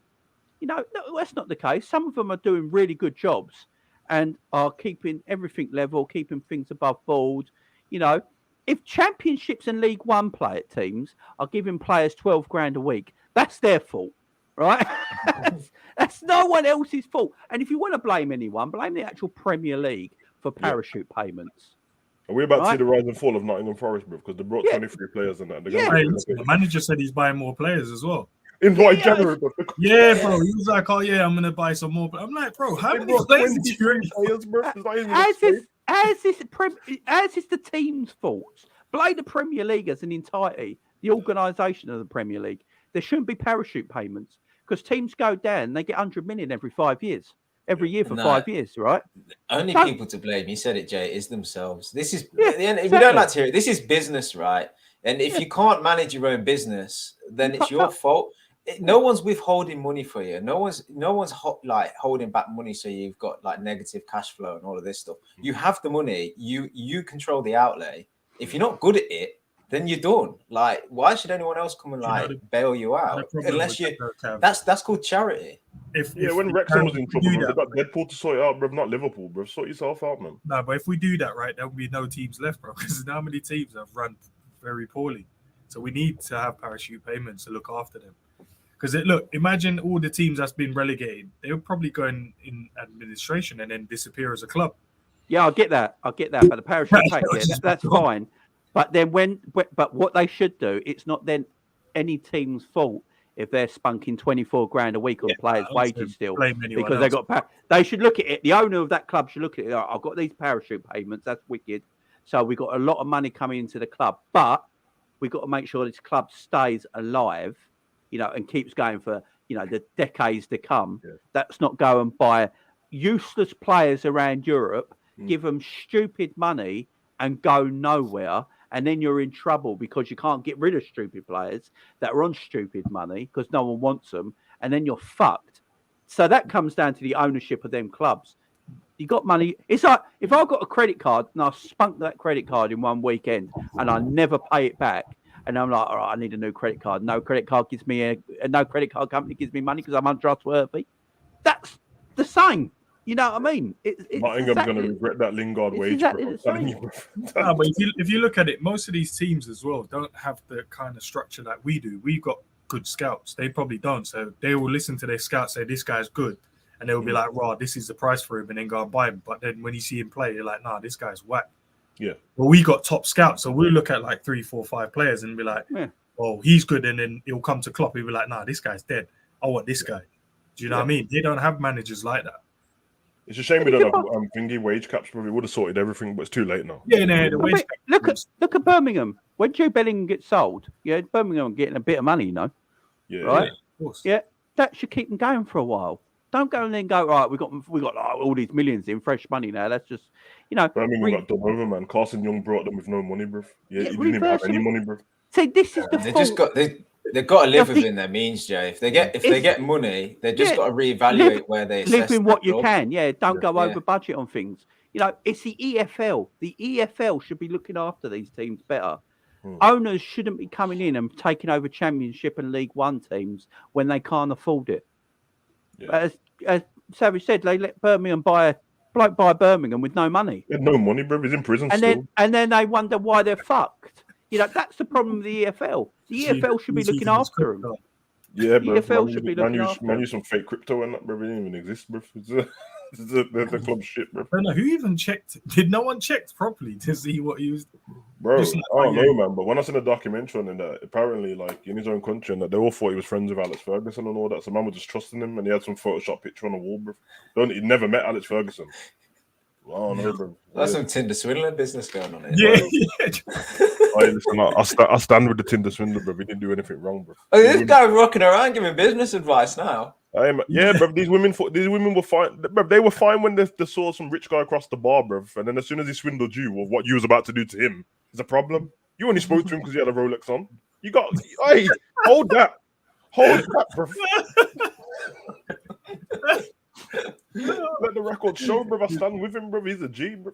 It came out, bro. All these dodgy geezers come out and start doing courses and that, bro. Him, the Wolf of Wall Street, bro.